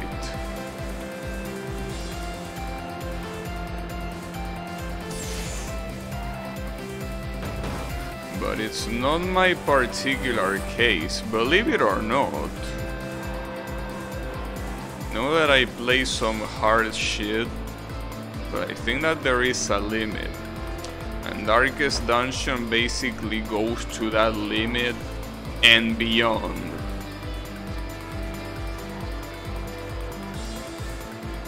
Basically to infinity and beyond with that limit. really is one of those games that it's just punish after punish after punish. It's a game that has no joy. Because at least even if, like, let's say that the game looked pretty, at least you will be like, okay, the game crushes your soul, but hey, at least it looks nice. Darkest Dungeon is a stress management simulator. Not even a hard game, you can even lose it since you can just keep throwing guys at a dungeon. Right, but again, games don't have to be, well, I disagree that that game is not hard. That game is hard. But even if it wasn't hard, the way the game is thought is the kind of game that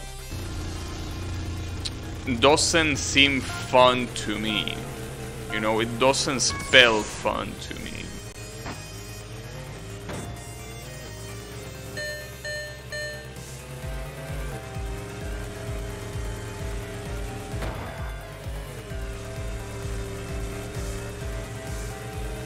Send everyone to the whorehouse? There is a whorehouse? Damn. That's interesting. But I thought that you could also play as girls. Where do you send them? Or do you send them there too? Maybe they don't mind. I don't know. Well, this is bad. I ran out of fuel. Fuel should be here, but where? Oh, there. One is that I wasted all of my nitro. Oops. Pretty sure you send them to the whorehouse as well, damn. Alright. And what do they do?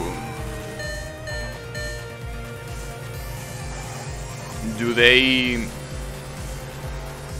do some clan clashing? Or do they become the employees? How does it work?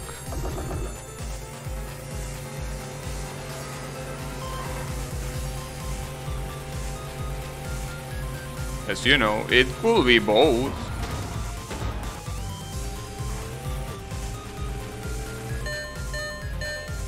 It could be both at the same time, also. You will have to play to figure out. Good try, but no, you won't get me to play that game, sorry. There is no way you will get me to play that game.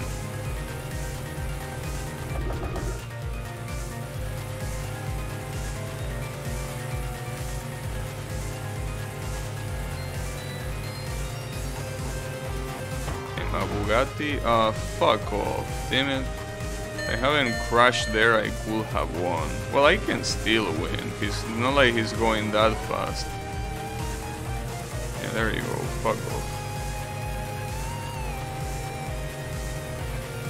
So, are all of these races gonna be low fuel challenges? Or what?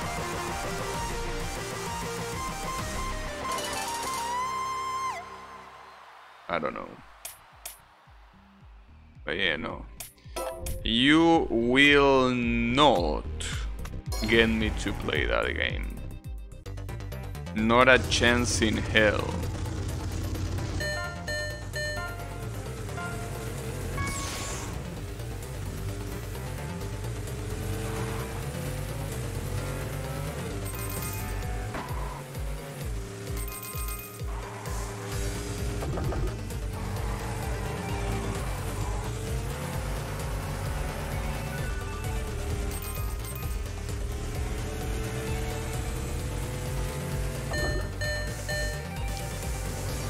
You know.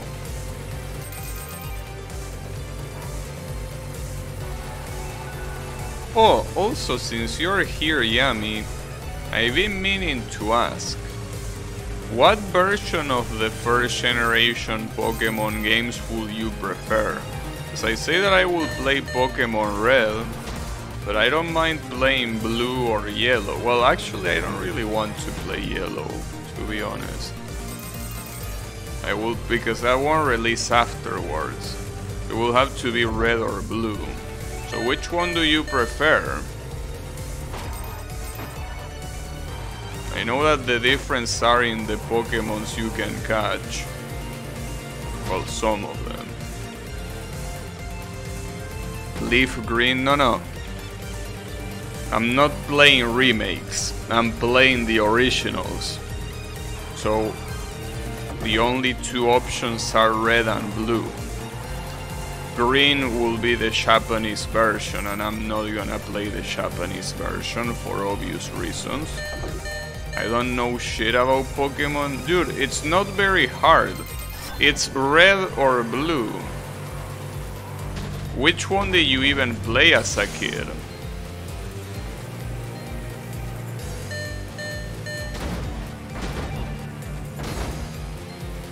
They are slightly different versions. Slightly.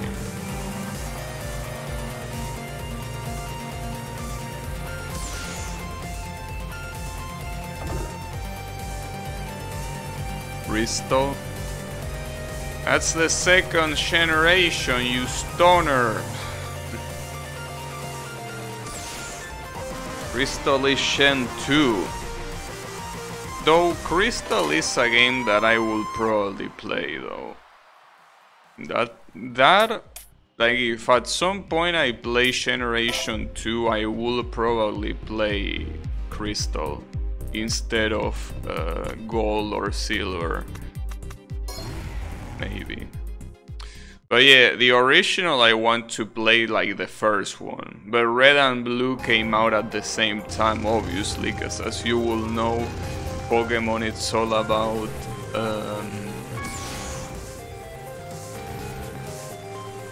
the two releases. Soul Silver, no remakes. No remakes allowed.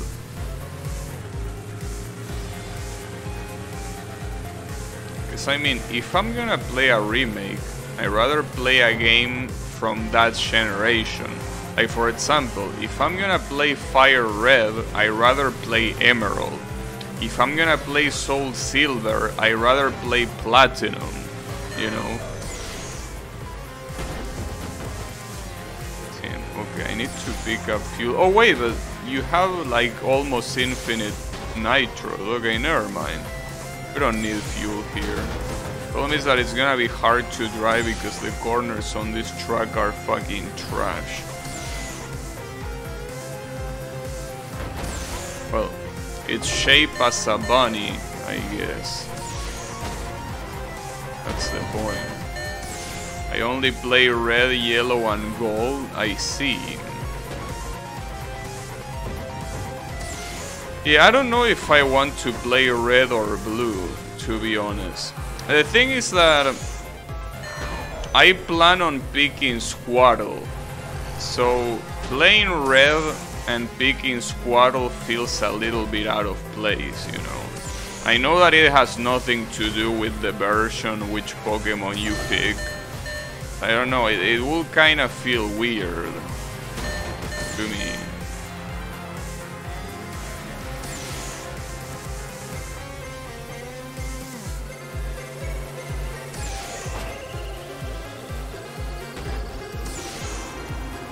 Oh shit, right at the end. Leaf Ring has a few updates to the engine that Emerald doesn't have. Really? But why would I care about engine updates? I mean, it's a Pokemon game. It's not like the engine will highly change the experience, you know? I mean...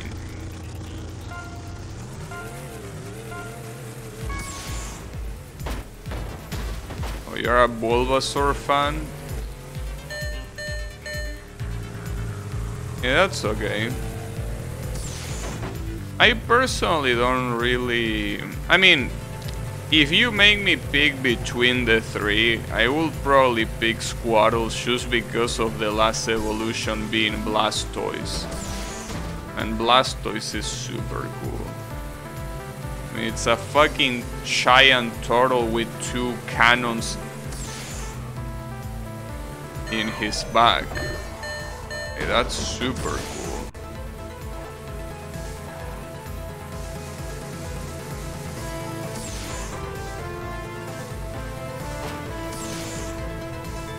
Quality of life, like in a game type comparison guide. Bulba is grass potion. And what's the problem with grass potion? Is that bad?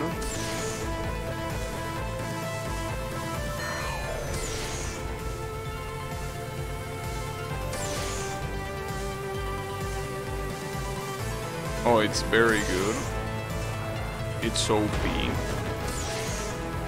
I don't think I need to worry about things being OP or not in a Pokemon game, you know. I don't think that's very necessary. I mean, I do understand that the first games are not as easy as the later games, but I mean...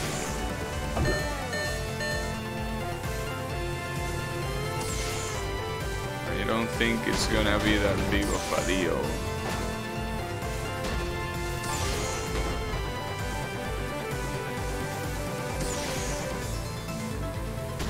Oh, come on. Fucking school bus.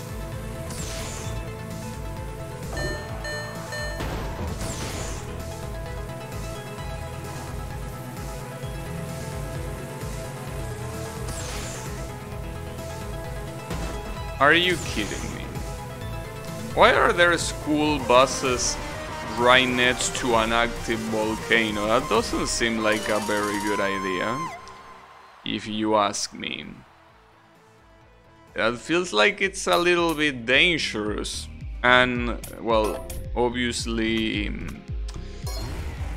what's the word? Irresponsible. Sacrifice the children. Damn.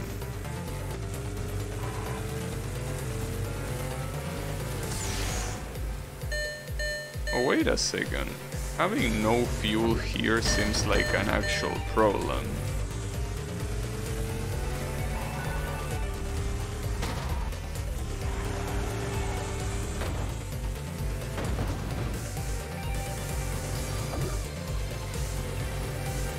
Fuel doesn't seem that easy to pick up without crashing. Not to mention that there are 10 laps.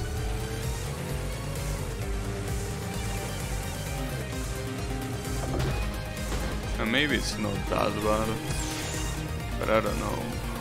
Problem is that there is also gonna be a lot of lap cars that are gonna get in the way. I also can't see shit, but that's a different problem. I'm also third place. They're gonna start to slow down by the end of the race though, but damn. They are definitely putting up a fight. Come on. I don't even know what the first place is. Oh, well, you can look at the map. Jesus Christ, I'm eating every single one of these assholes for breakfast. And I have no more nitros. Damn, this is actually hard. This is not an easy challenge at all. Pretty sure my mistake is using the nitro so early though. Should have saved them for the last laps when these morons slow down.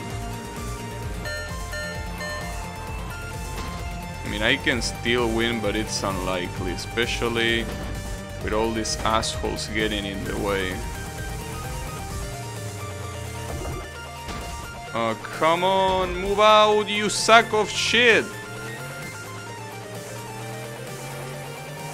Well, the first place actually slowed down so much that...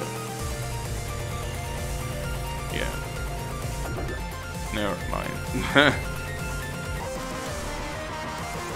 At least the volcanoes...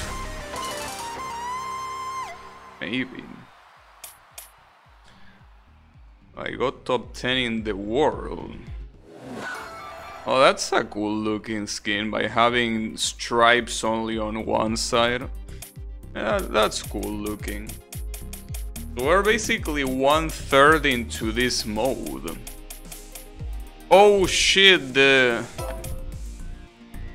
Panda Trueno. It's finally time. I'm actually interested in seeing what the skin for this car is gonna be.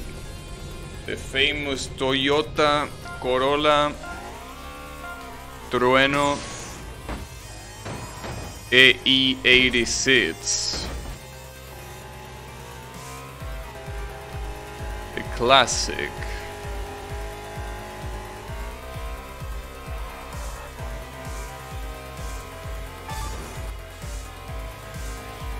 The absolute classic.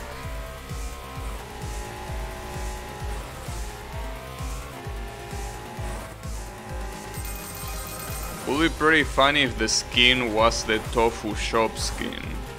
I'm pretty sure if they do that, they are gonna get sued to oblivion. So the best thing they can do is just put some scribbles there. And the people that are initially fans can just imagine it's Takumi's car. Well, Takumi's dad's car. Well, that depends.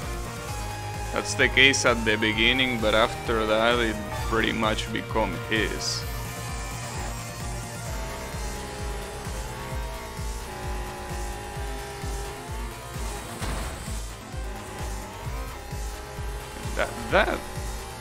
That is an anime that it's so good.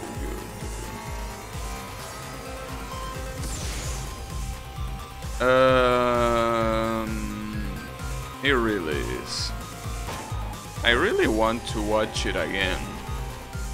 Like, it's one of those that left such a good impression that I will watch it again. I also like how a car casually was flying in the air and that made me overtake the first place. But you know, it would be nice to have a Blu-ray release of that shit. But good luck importing something like that here and not get destroyed in the process.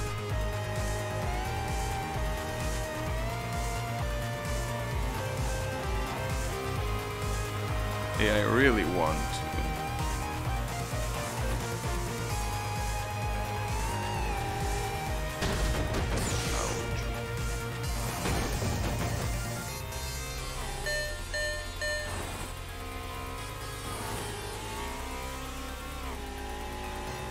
So I'm driving against myself here.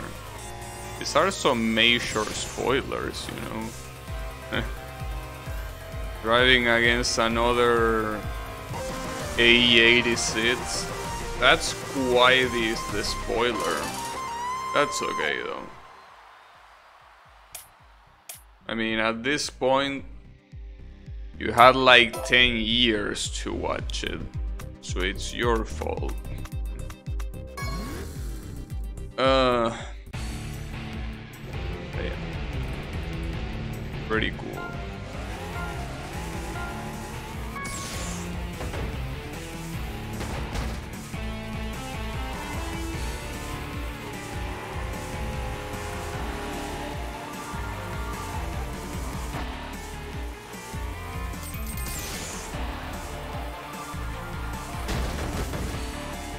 I did it. Why do you say I did it? You just crash. Or is that what you did? Crashing? I don't know why there are so many quotes in this game. about the driver celebrating when they crash.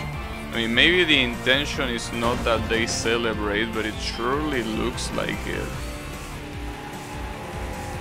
Why would you say I did it when you crash? Especially with an exclamation mark. Because I will understand saying I did it in a way like, oh, I did it again, right? Like, I fucked up. But that exclamation mark, I don't know, kind of suggests that it's a celebration, like, yes, I did it. Finally crashed the car. Also, I think that the whole challenge of this particular car is basically traffic management. That seems to be the whole point. Because you basically have your rival that is the same car as you, and then you have a bunch of cars that are super slow. I think the point is traffic management, which makes sense. I mean, if we base this on the street races of Initial D,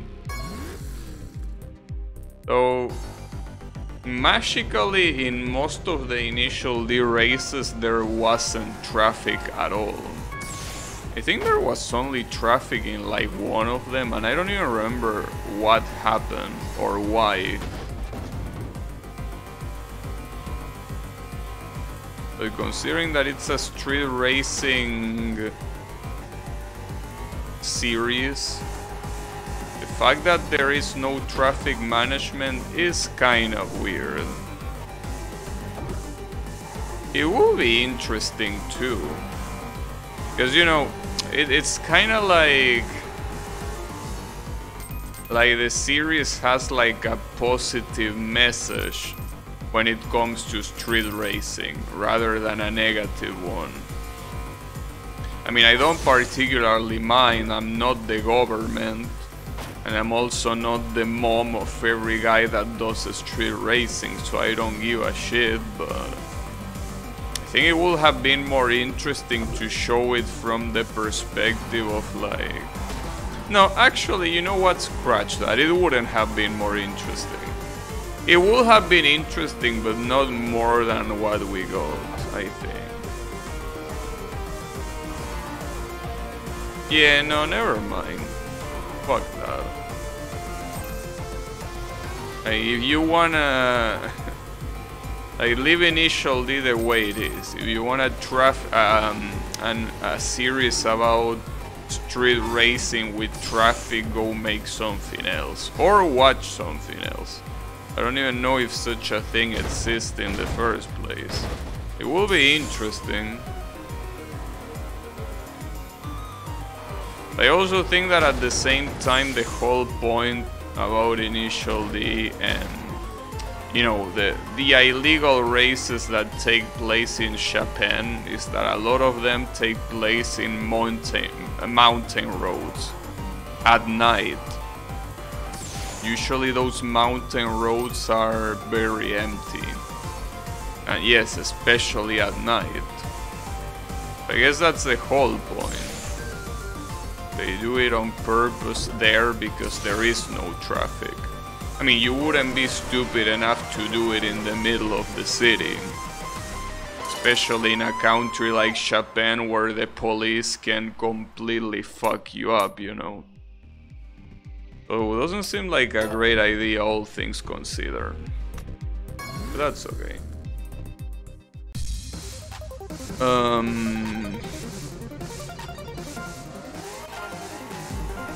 Oh, this is the track that has the kanji for power as a shape of the track. Power / strength is the same shit. It's the same shit in Japanese at least.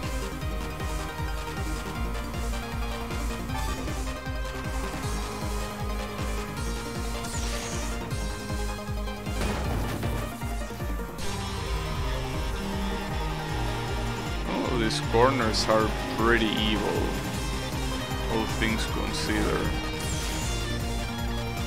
Also a shame because the ghost doesn't seem that good. So the fact that I'm making these mistakes is kinda sad. But all things considered, I feel that if I try hard, that ghost will be super beatable. Unless it's one of those ghosts that finishes early, in which case it obviously wouldn't. It might be one of those actually. Because it doesn't make much sense, the pacing of the ghost being like that. Like with that pacing, not me but anyone else will have won. But yeah, there has to be a catch here. And I'm pretty sure the catch is that he finished earlier. Probably. But let's see. Yeah, fuel, whatever you say.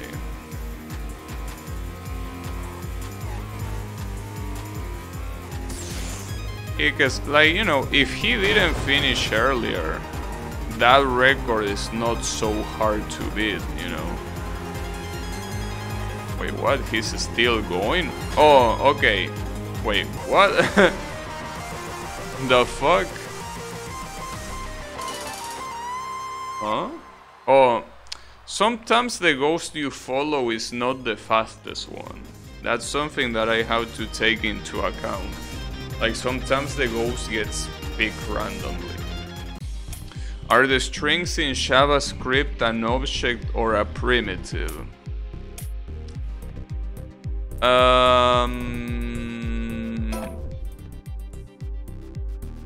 I don't think there is such a thing as primitive in JavaScript, for what I understand.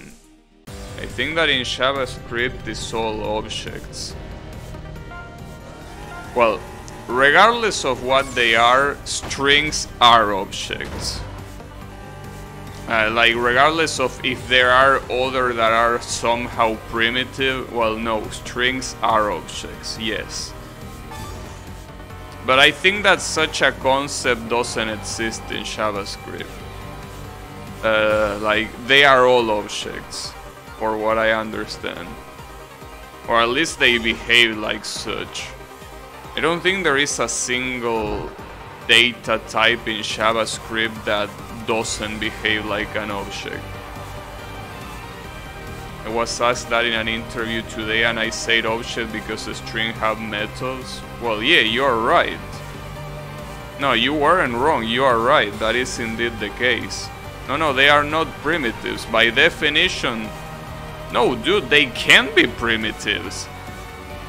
How the fuck, I mean, dude, if they were primitives, how the fuck will you apply a function to it? And when I say apply a function, I mean using a function that comes from it. No, but, okay. No. Okay, yes, null and, yeah, exactly.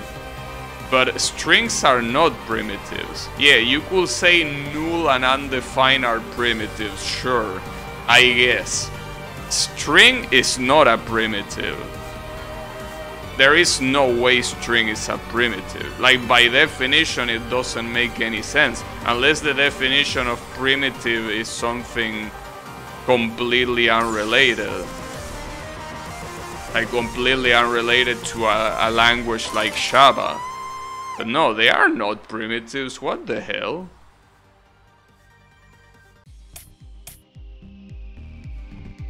Yeah, no. That's valid. That code that you put there is valid because it is an object. You know, you can apply hundreds of methods to a string in JavaScript. So what's the logic behind what you're saying, Yami?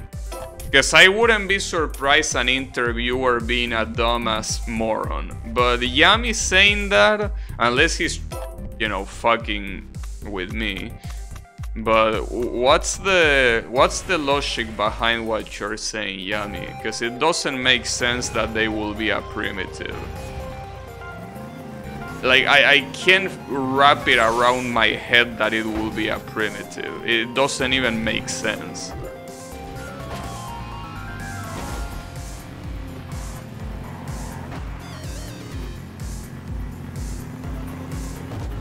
There is some confusion here. A string literal isn't an object. You can create a string object if you want.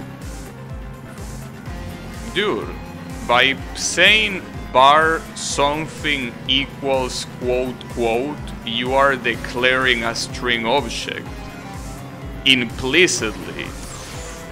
Yes, you can also explicitly say bar something equals new string. Sure, you can do that. But I'm pretty sure both are the same. Just that one is more verbose than the other. I don't think it changes at all. JavaScript strings are like Java strings, and I know for a fact strings in Java are objects. Yeah, I know. JS has auto-boxing. Well, if it has auto-boxing, then you're telling me that I'm right. Because if you're telling me that just by declaring a string, the language automatically wraps it in an object, then you're pretty much telling me it is an object. Or am I misunderstanding something here? Because I feel like the wrapping to an object is done implicitly. Yes, but what difference is there? I mean, that's like saying that strings in Java are not objects because a string is a wrapper class. A wrapper for an array of characters. Only when it's used in certain ways. But that's a stupid question then, because what difference does it make? It's functionally an object, you know? I mean, as he very correctly said, if you put hello world dot whatever, it works. So, sure, you can say that at that point in time the language is implicitly parsing the object, the primitive into an object. What difference does it make? I mean, it's functionally an object, you know? Like, I don't think I understand. I mean, no. I understand what you're saying. What I don't understand is why someone will be a piece of shit to ask that. That's not important. I mean, hey, I got the question wrong and I've been working for 4 years. And they are not gonna fire me for saying that wrong, I can guarantee you that. What a waste of time, dude. I remember having an interview somehow similar like that. And it was so stupid because they asked shit that I could Google and answer you in 2 minutes. 2 minutes is an exaggeration. Yeah, I could probably answer to you in 10 seconds. Like, they ask something like if in SQL, like left join was like a binding instruction. I don't even remember the question now because it was so stupid that I just don't remember. I do remember having an interview where the questions were so useless. Because that's shit that even like a super big engineer is not gonna be able to answer to you without Googling. Unless they specifically work for JavaScript, you know? Like they specifically care about JavaScript as a language beyond the fact that it's a tool for front-end developing. Sure. But what I'm trying to say is that it's useless to know that. JS is a shit language and interviews likes to ask stupid questions. Yeah. If I mention auto-boxing, I might have saved myself. Yeah, no. if a place asks dumb shit like that, I mean, sure, a shove is a shove, especially if you're trying to get your first shove. But honestly, dude, if they are gonna have such a shit technical test, I will say don't even worry about it. I mean, basically, in the shop that I have, in the company that I am, the technical test they have was so good. It was so good. Like, I feel proud of working where I work just because of that technical test. They basically ask you to write a program that prints in the console. Like, I don't remember the exact thing that they ask you, but like you needed to print like the last 10 dates that had something. I don't remember that something. It was like a stupid condition, but like you needed to do that in Perl. Basically in a language that you don't know. It was beautiful. Like, it was such a good test, because that truly tests if you are a good well, I don't know if a good programmer, but it tests if you know about programming. Yeah, if you're a good programming or not, maybe it doesn't test that. But it tests if you are someone that is not lying when you're saying, yes, I studied programming and I can program. Because it's a matter of Googling everything. First of all, how to install Perl. Okay, now that I installed Perl, how do I run a script? Okay, now that I know how to run a script, what's the basic syntax? Right, now that I know what the basic syntax is, how do I make an instance of a date object? Shit like that, right? That's how you code. Some people might not like that. I don't know why they wouldn't like that, but that's how you code. You Google your shit. That is how you code. Sure, there are a lot of things that you probably can memorize, and you do that out of memory, and you do it faster because you don't even need to bother to Google it. But the thing is, 90% of the code you write came from a Google search. I'm not saying that you copy paste everything. I'm saying that what's on your mind at the time of coding comes from a Google search.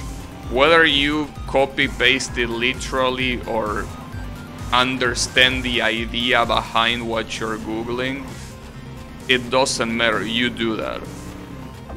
I remember asking one of these dumb JS questions in an interview.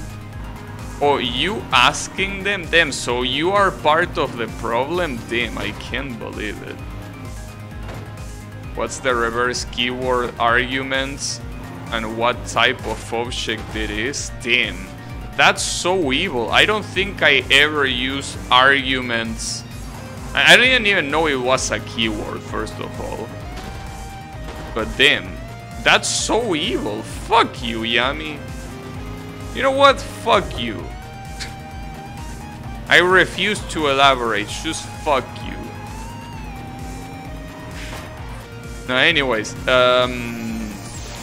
I feel that technical tests should be like the ones I had. A technical test that actually tests if you can code.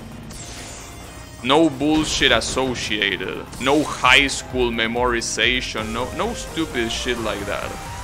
You have a computer with Google Chrome installed and nothing else, and you have this document that says what you need to write. That's it. That's the technical test. And that's how it always should be. I don't even know what that means. You mean arguments? I don't know either. I never use the arguments keyword in JavaScript. I have no clue what it is. You're probably never gonna use it either, so don't worry about it. Again, this kind of things just basically highlight how shitty job hunting is. Because you have these morons sorry, I don't mean to offend you, Yami, here. I'm sure that you did this because you didn't have any other choice. But there are morons in the interviewing team that ask you shit that you will never in your life use. And it's not needed for the job you're taking. So yes, I mean, sure, it sucks because it also means you probably won't get the job or whatever. But I wouldn't worry too much about it. That's a big thing to do. That's a big thing to do. It's basically like going, you go to a football team, you go to the tryouts of a football team, and someone asks you, oh, can you tell me who won the, like, what was the full team that won the World Cup in 1954 or whatever? I didn't even know if 1954 had a World Cup, probably not. Point is, those kind of questions that they are not important for what you're doing. Yes, they are related, sure, but I mean, come on, dude. Speaking of this, another question I got, which I did much better at, was name every truthy and falsy values. Every holy shit, that's fucked up. Every single one of them. But what you mean every? You mean every combination? I'm assuming it means when a value is considered truthy and where it's considered falsy. Because if we're talking about what are the possible operations, you have an infinite amount of operations that can end on a truthy or falsy value. Unless you're talking about like more generic answer, like every string is, well, every variable that has a value that is not null or undefined or empty string is a truthy. Oh, come on! How far was that? That was the same time, down to the fucking millisecond. Ah, fuck you, game. Sack of shit. I can't believe that. True, non-empty string, empty object, empty list, any number not zero. False, zero, undefined, null, not a number, negative, zero, empty string. I mean, the question makes more sense, but asking for all of them also doesn't make sense. Because I wouldn't be able to answer that question. Like, I mean, negative zero, like, come on, dude.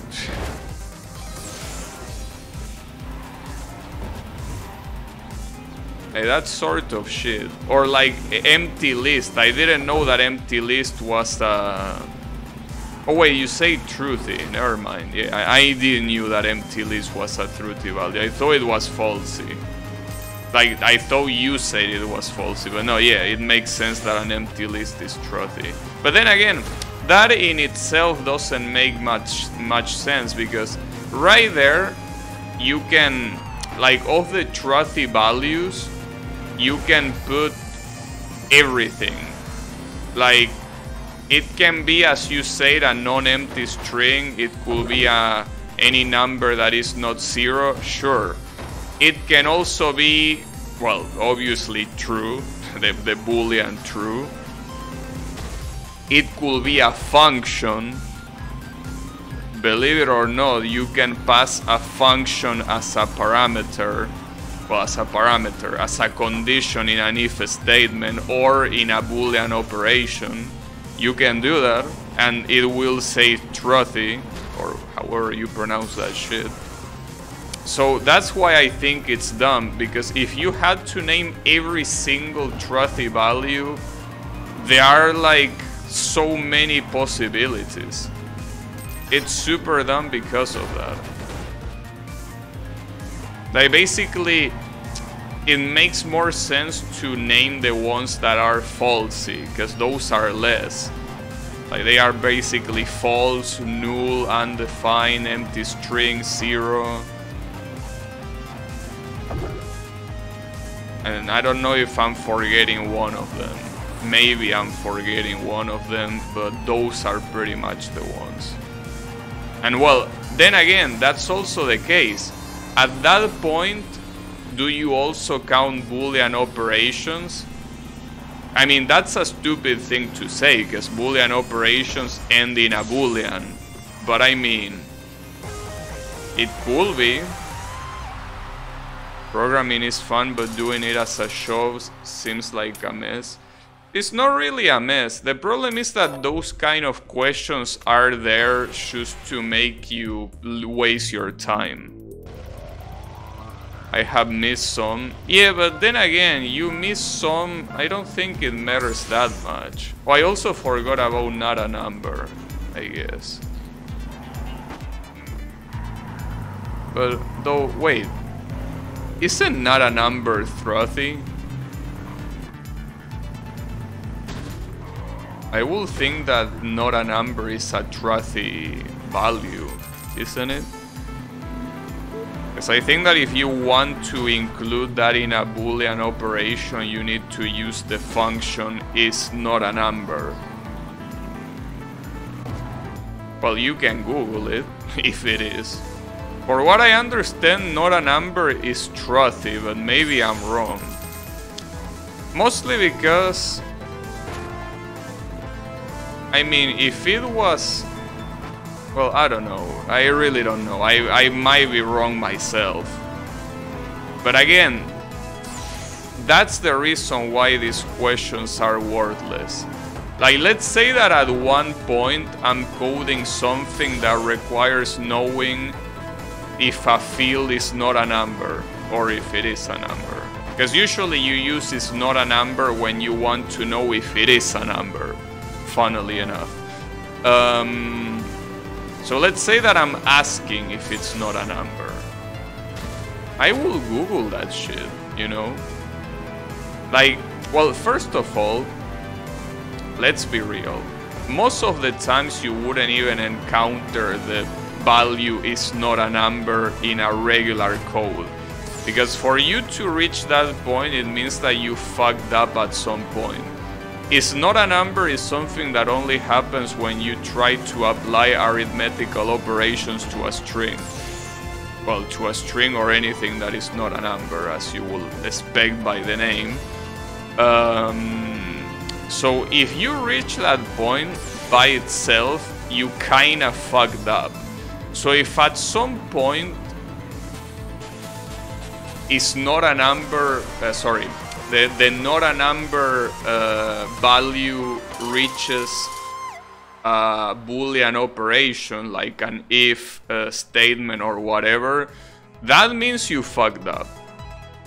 Like, that means you fucked up at some point if you have to deal with the value not a number, because it's not supposed to happen. So that's another thing why it's useless to know something like that, because you shouldn't even get to that point. And yes, even if you get to that point, you Google it. You don't memorize this shit. Nobody memorizes this shit. Even the morons that do the interview don't memorize this shit. So don't worry about it. Again, don't worry about it from like don't beat yourself over it, because it doesn't mean shit. It does not mean shit. Theoretical knowledge in web development, out of all things, it's, you know, I mean, you need the theoretical knowledge of programming in general, but theoretical knowledge about the language, well, yeah, sure, you need to know what a truthy and falsy value is, at least the concept, but you don't need to memorize every single combination. Eventually, if there is something that you have a doubt, you will just Another question was same two primitives introduced. Oh, name two primitives introduced in ECMAScript SIDS. I have no idea. I mean, I don't work with ECMAScript SIDS because it's not supported by Internet Explorer. Or at least the new shit that was introduced with it. So yes, I need to support Internet Explorer. And because of that, knowing what got introduced in the latest version of ECMAScript is worthless.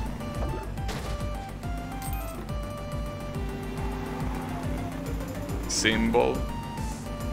Alright, I don't even know what symbol does, but I guess there you have one. Big int. I didn't even know you had big int. Didn't even know JavaScript had big int. Never use it either, yeah. Yeah, but those questions again, they are worthless. Don't beat yourself over it, don't even pay attention to them. Obviously, if a shop does this sort of shit, yes, try to memorize this dumb shit. Try to study like you were in high school, yes, because otherwise you probably wouldn't get the job. But like, don't beat yourself if you get it wrong, because that doesn't determine you if you're a good programmer or not. Just determines you how good you are at memorizing shit. Which, yeah, sure, being good at memorizing shit is a useful skill, I guess. Not very useful if you're a programmer, though. But, hey.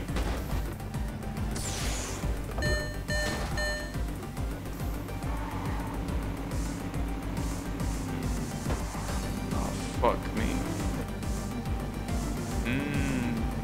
This corner is nasty. Gonna run out of fuel.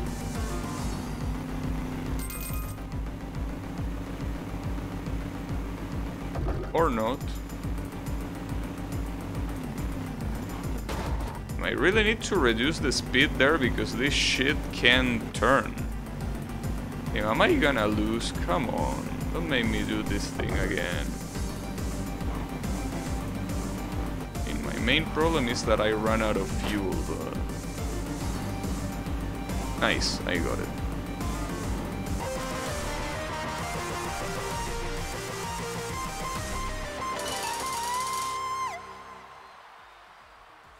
I guess if you never heard of big int, only new symbol.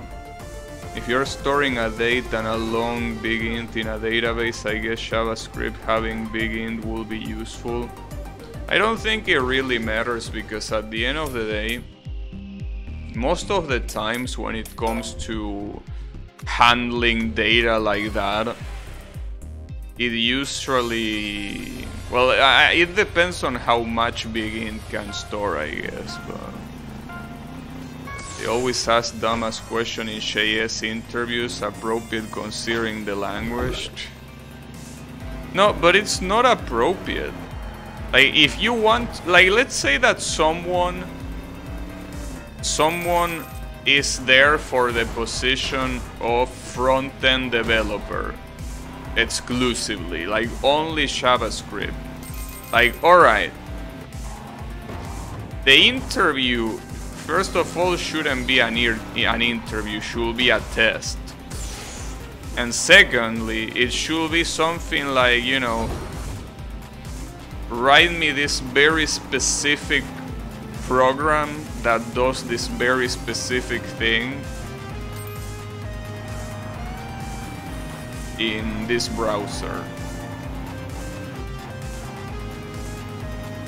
or something like that. And in fact, they should probably watch what you're doing all that time. Maybe in secret so you don't feel nervous, like probably like remote watching the computer. But like, an interview asking theoretical questions, it's like, no. One time I had to explain how to use the child combinator in CSS, explain the difference between second and third normal form. I don't know what that is. Well, not like I'm an expert at CSS by any means, but I have no fucking clue what that is. Like normal form, isn't that a concept with database? What a normal form is? Like normalization of tables, isn't that something related to SQL?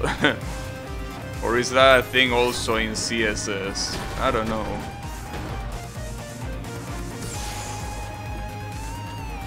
Well, I clearly wouldn't be able to answer that, as you would expect. Normalization, yeah. Yeah, but again, nah, that's weird. How do you normalize that shit? Oh, it was an SQL. Oh, okay, that makes sense. I thought that it was the same thing that you said about the child combinator in CSS. Okay, gotcha. I still wouldn't be able I wouldn't be able to answer that though. From a theoretical standpoint, I don't remember what the difference between second and third normalization was. Like, I studied that a long time ago and I never used it, so I completely forgot.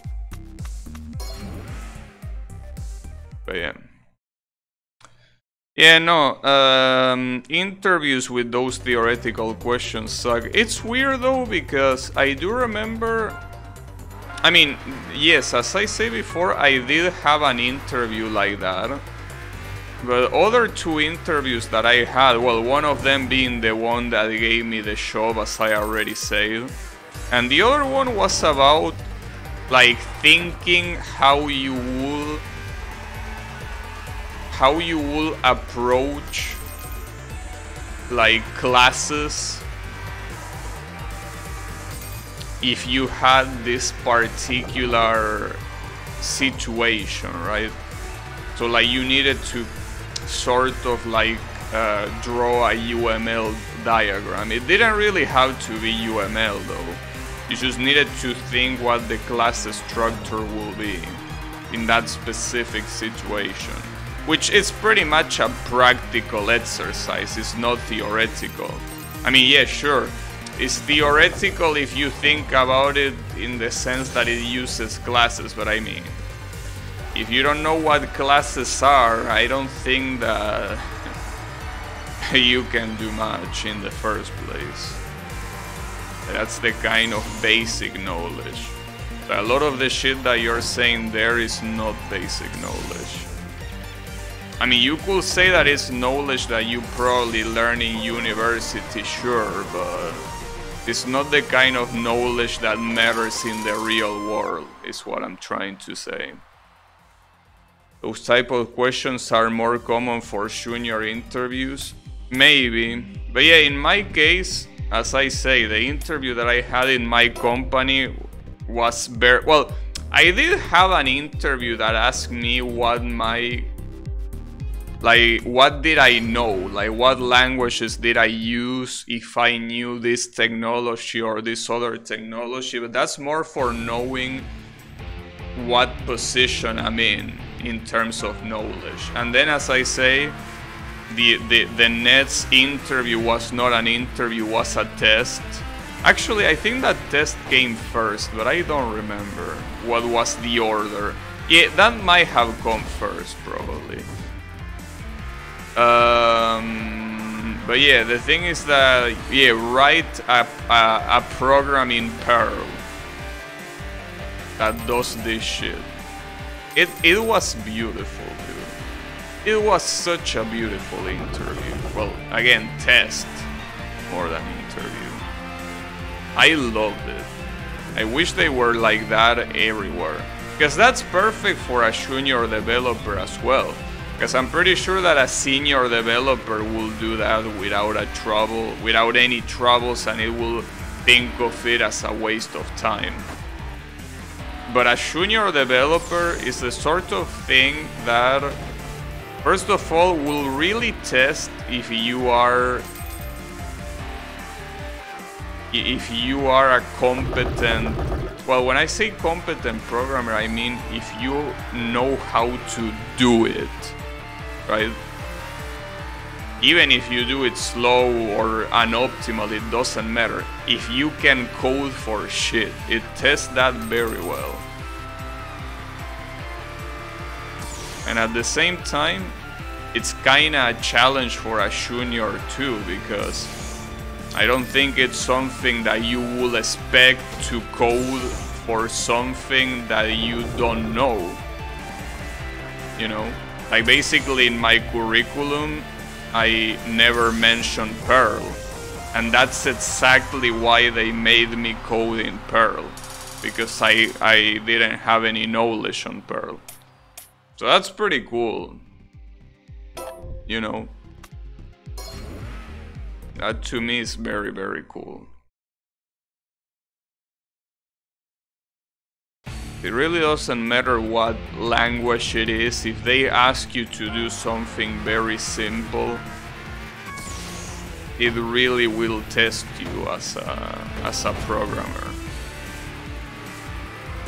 Again, as a junior programmer. So I'm pretty sure a senior wouldn't even hesitate doing something like that. I hope that happens to me, but I get Lua. Well, it doesn't really matter what you get. I mean, for all you know, you could get... I mean, I don't know. You could get Rust, like the programming language. You could get Ruby, right? You could get all these programming languages that almost nobody uses. And it's cool because it doesn't matter. You should be able to do it regardless. Again, as long as you have access to internet, that's a very important thing. Like, yeah, if they give you a computer and they tell you, hey, do this, and they don't give you access to internet, yeah, like that's a little bit worthless. Like that's the same as nothing. Yeah, if they do give you access to internet, that is how it should be. Like, and it shouldn't matter what language it is, you should be able to do it regardless.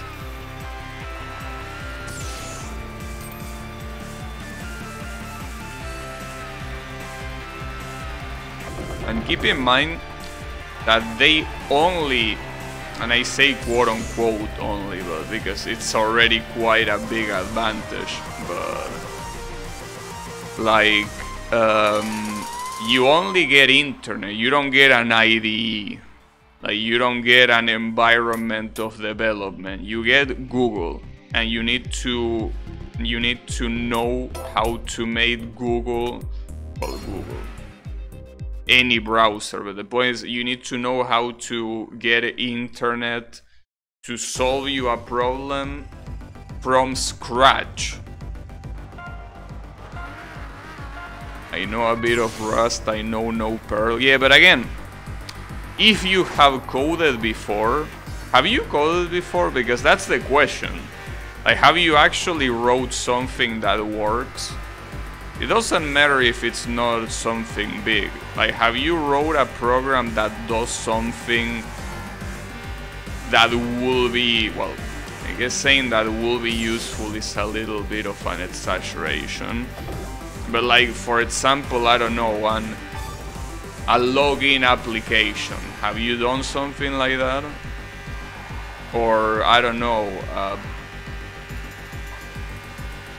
like a calendar or something like that. Have you coded anything like that?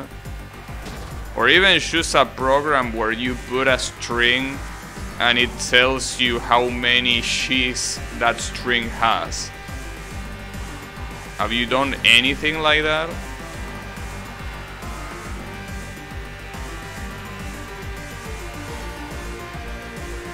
A favorite question I always ask during interviews, just about anyone can answer it. And what's the question?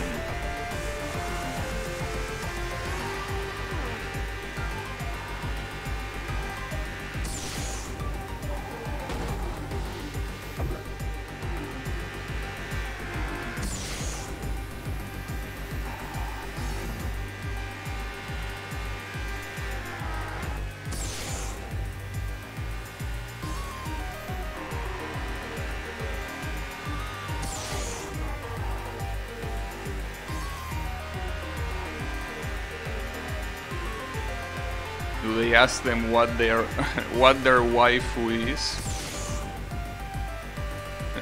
And depending on that you hire them or not? That will be cool. You know? That will be a cool one.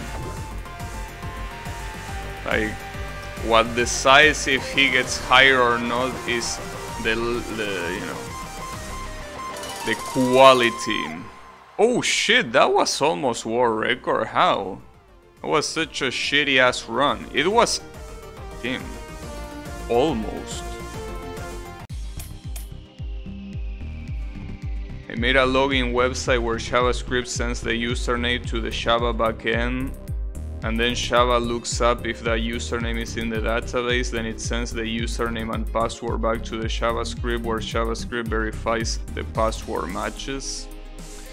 Yeah, I wouldn't say that's very secure, but at least you coded something. You know. Let's say you have an array of n distinct whole numbers from 1 to n in random order. One is taken out of random, at random. Tell me how you will figure out which one was taken out.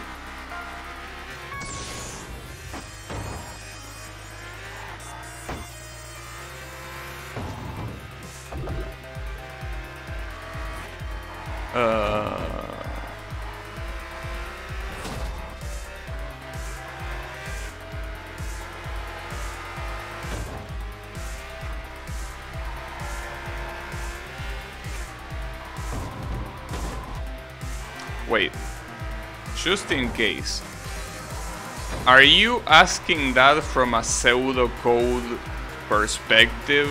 Like, if you have an actual array, which function you will use to find which element got removed? Or are you asking logically how you will know? Verbally?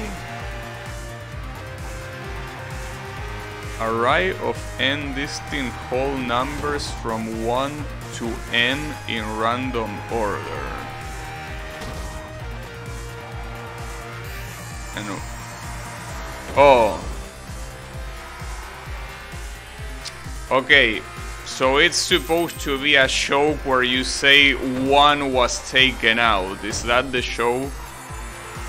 That the one was taken out?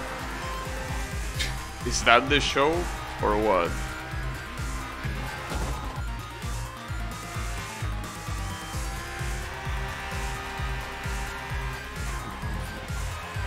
That will be an interesting answer.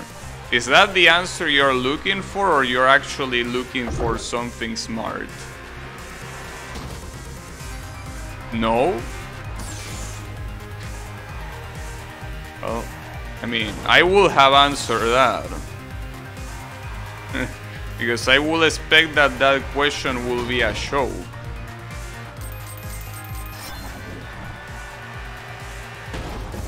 Damn, I'm playing like shit on this track, holy fuck. Okay, you have an array of n distinct whole numbers from 1 to n in random order. One is taken out at random. Tell me how you will figure out which one was taken out.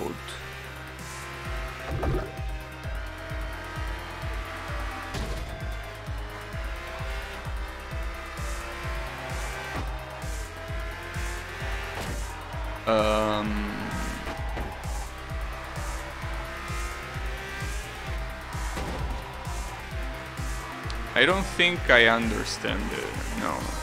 I mean,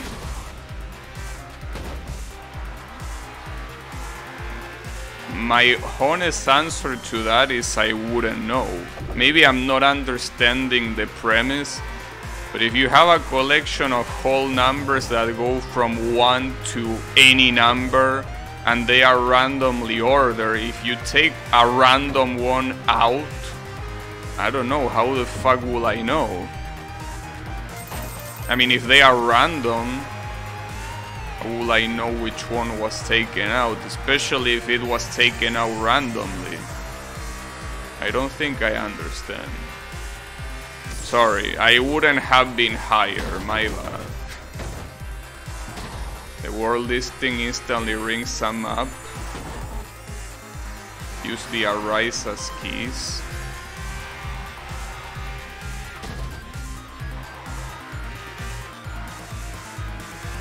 Wait, what?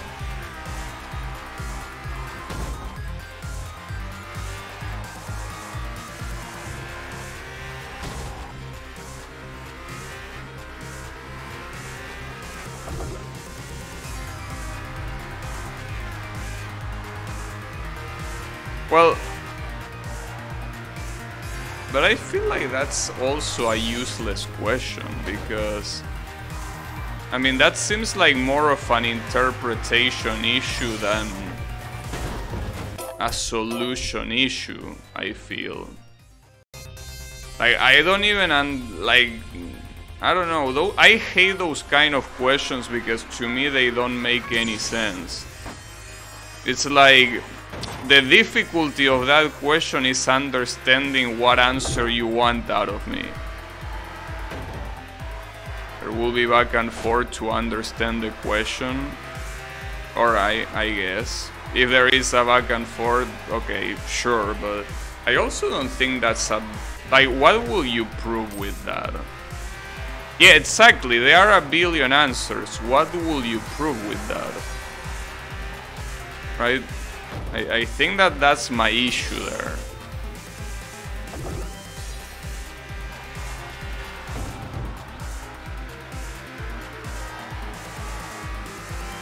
You can even sort out the array and find the first number not in order. Yeah, I guess, okay. When you put at it like that, I guess it makes sense. Like, yeah, basically, but that's what I meant by pseudocode. When I say pseudocode, I mean that sort of shit, you know. Well, no, not really. I mean, yeah, well, I don't know. Because, well, sure, pseudocode will be more specific. It will be like more declare array, you know, loop array, whatever. But I don't know, it's a weird question, because I feel, well, I guess at the same time you will maybe know what the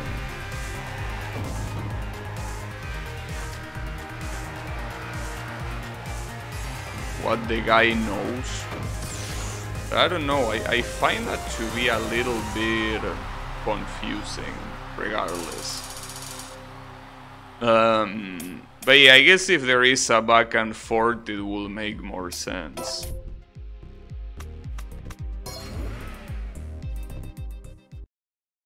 Whether you can find the best one. Like the most optimal solution.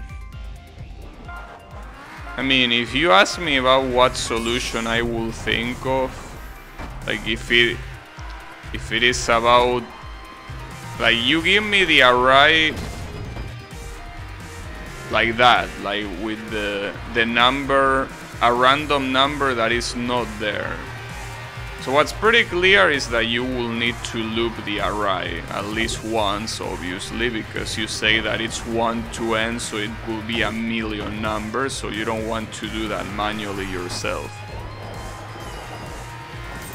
So Yeah, I guess the most optimal way is as you say. I mean, now that I heard that, well, yeah, obviously I will answer that. Or sorting the array and then finding the first one that's missing. Yes. That will be quite optimal, though. I guess when it comes to being optimal, I don't know if sorting an array is particularly optimal. It might be a better idea to build another array, as Blue said, that has the numbers order. Well, that depends if you know what n value is as well. Because if you don't know what n is, it's useless. Yeah, I don't know. I don't like the question. That's all I'm gonna say. I don't like the question. Like, I understand why it makes sense that it gets asked and what you could get out of it, but I just don't like that question.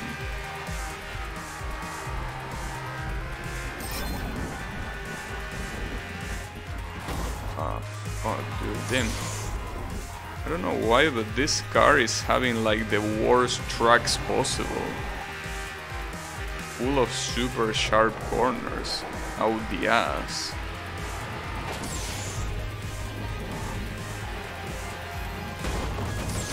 Come on.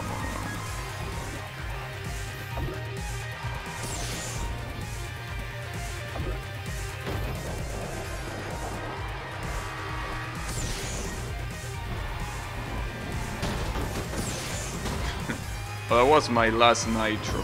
Fuck. Damn, I'm struggling so much with this piece of shit car. Here is a fun solution, sum them all up and subtract that.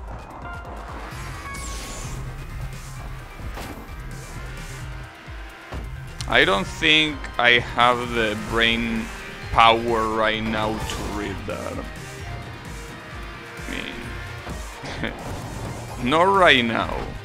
Maybe some other time.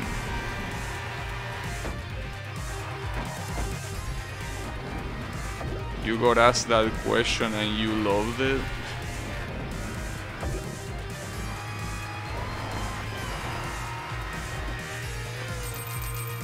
Your brain has been expanded. Yeah, no, I mean, maybe it's the fact that I can't really pay attention to it. Because see, let me tell you something. I might be playing a very brain-dead game. Like, in this game, you don't need to be good to win. You just need to pay attention on the last lap. Point is, even playing a brain-dead game like this requires me to pay a little bit of attention to the game. Now, I can read messages that say, like, oh yeah, today I eat chicken for dinner or whatever. Yeah, that's easy to process, to understand. You know, if you start writing things that, you know, require to actually think a lot about them, I can't. You ate chicken for dinner? Nice. Good stuff. Yeah. Like, probably wouldn't be that big of a deal if I wasn't streaming. But since I am streaming, even questions like that are, well, questions and like those kind of situations are hard to understand. I will legitimately need to stop playing to properly understand them.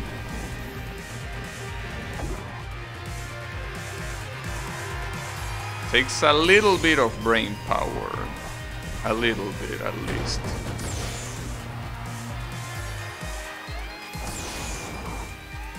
Damn, dude, I can't fucking win. I legitimately can't win.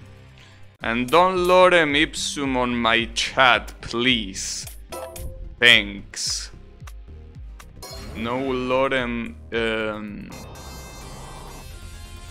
allowed.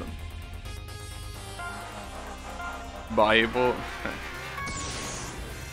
That Bible command. Damn.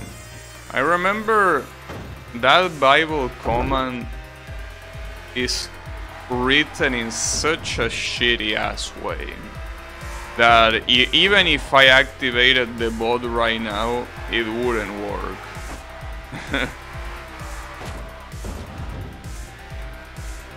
Like, it was back when I still wasn't working, so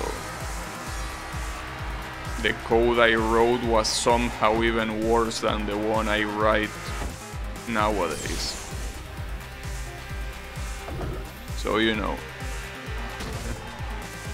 Like that, basically the code does like does a get of the web page that hosts those Bible verses, and it basically filters all the HTML tags to find exactly the HTML tag that had the verse.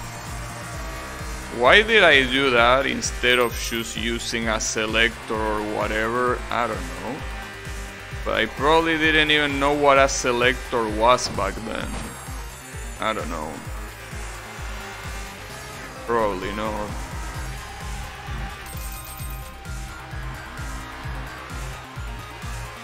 Well, not to mention that it's probably just a better idea to use an API instead of literally downloading a web page and trying to work with the HTML, you know. But yeah, that's fine. I was still a very young programmer. Well, I'm still a young programmer, but not that young. Damn, what the hell is wrong with these races? Why am I struggling so much? Is it because I'm not focusing? Or what's wrong with them?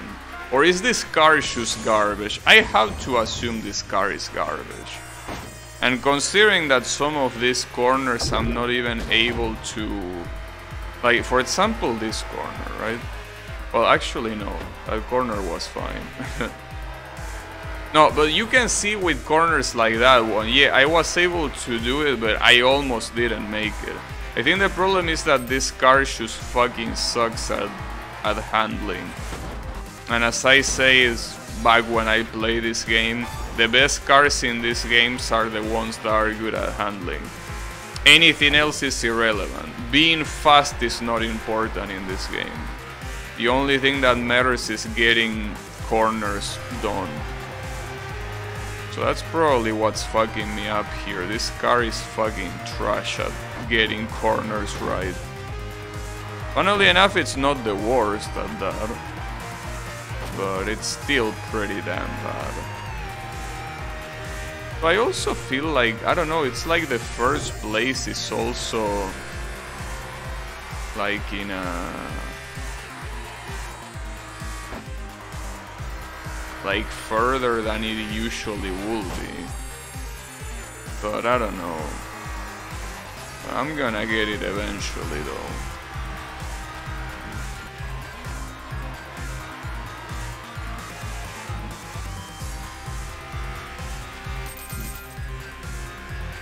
Not using any nitros. The problem is that in a track like this, using nitros, that's also another problem.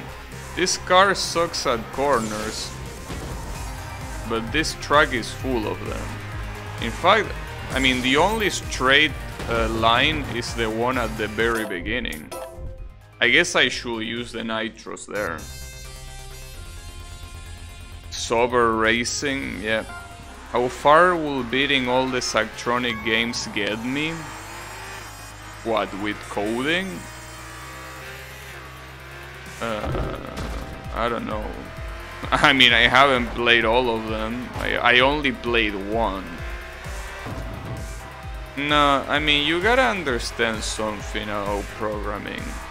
There are some basics that you need to learn about programming. Like what's a variable, what's a function, what's an object, whatever. Things like that, right? But at the end of the day, when it comes to actually programming, it's all about the very specifics of the language that you're working in. In the sense that when you need to solve a problem, you're gonna Google. It's not like code is gonna pop up in your head and you're gonna write that code. You're gonna Google it. Obviously, you need to know the basics in order to know what the fuck to Google and how to interpret the results. So I guess if your question is, will I learn the basics of programming by playing Zachtronic games? I don't know. Again, I haven't played them, but I don't think it's a good idea. Or at least not the best idea.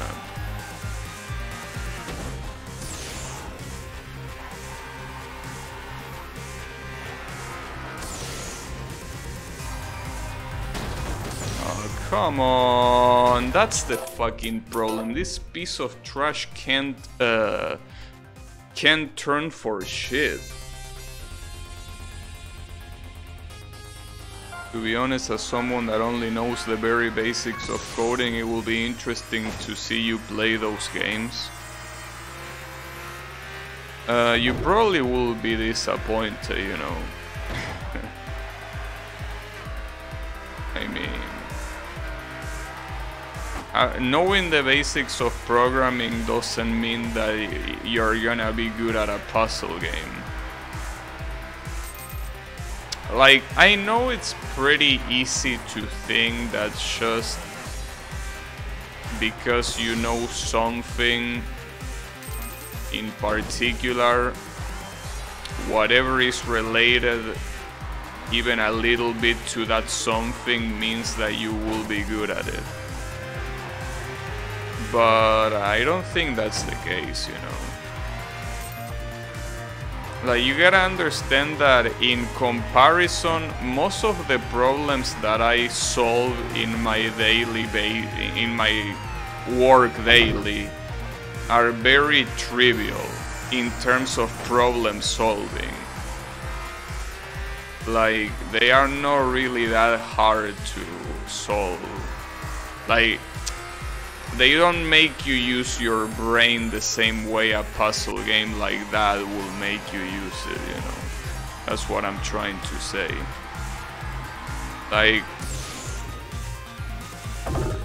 you might think what solution might be the best one, right? Like, you have a set of solutions and you have to think, well, which one will be the most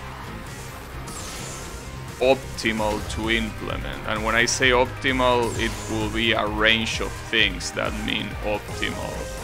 Damn, I can't win, dude. I give up. Fuck this shit. I can't win. I'm gonna try this one, and if I can't win on this one either, I'm done. What's the difference between string builder and string buffer? Well, I guess that's relatively easy to answer. A string builder, I mean, it kind of says it in the name. String builder is a class that has utilities that help you build a string, and a string buffer is a class that contains a string, usually in an array of bytes. That's the answer.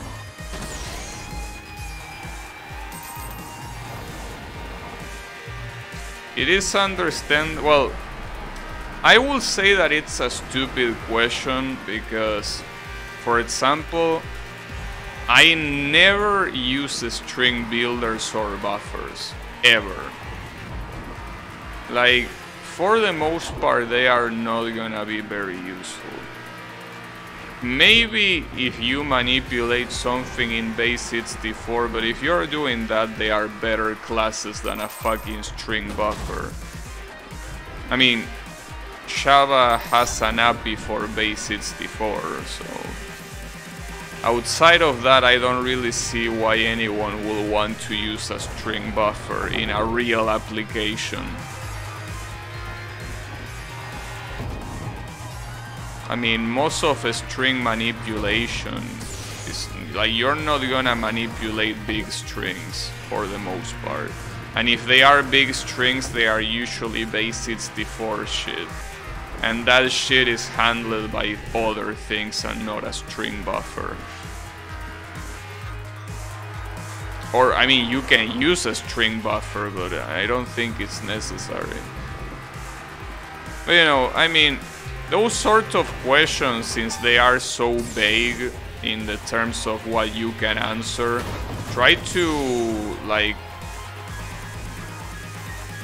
say things that you are not sure of.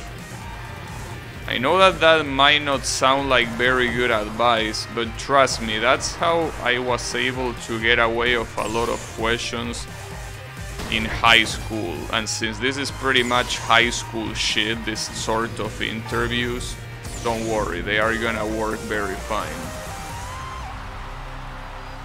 The answer they were looking for is a string buffer is thread safe version of Builder. Well, they can go eat a dick then. Because thread safe, who the fuck cares what... Dude. Thread safe? Are you for real? Who gives a shit what's thread safe? What the fuck? Thread safe? When do you care that something is thread safe? Usually frameworks handle that shit for you. Like, dude, like for example, if you use Spring as a framework, you don't need to worry about threads. Who gives a shit about threads? Spring does that for you.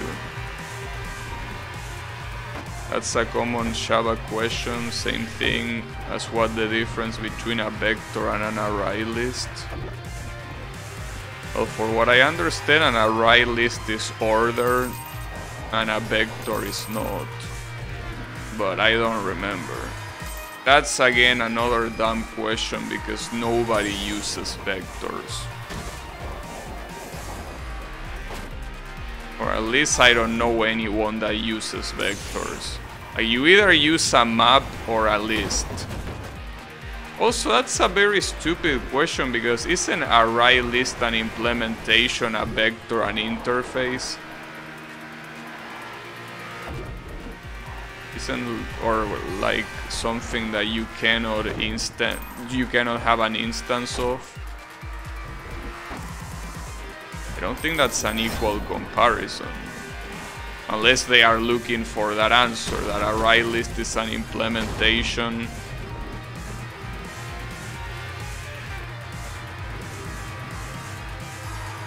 No, you misunderstand. I'm not saying that knowing what a thread is useless, and for that matter concurrency. I'm saying that worrying what is thread safe in the first place is stupid, because most of the times if your code is not a mess, you wouldn't be using something like that. Like, if you're using a framework like Spring, you don't worry about that.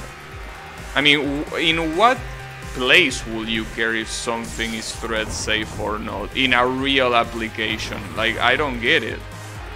I could understand worrying about concurrency in the front end, but in the back end?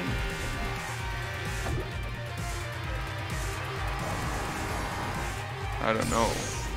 Most of the shit there will be synchronized anyways, wouldn't it? I can't win this. Sorry, but I give up. Fuck this shit. I can't win. No matter how many times I try, I can't win. So fuck this shit. Hey, at least it was fun. Not those two last races, but the other ones were fun. Hash map and hash table. Yeah, hash map and hash table, I think they are both implementations.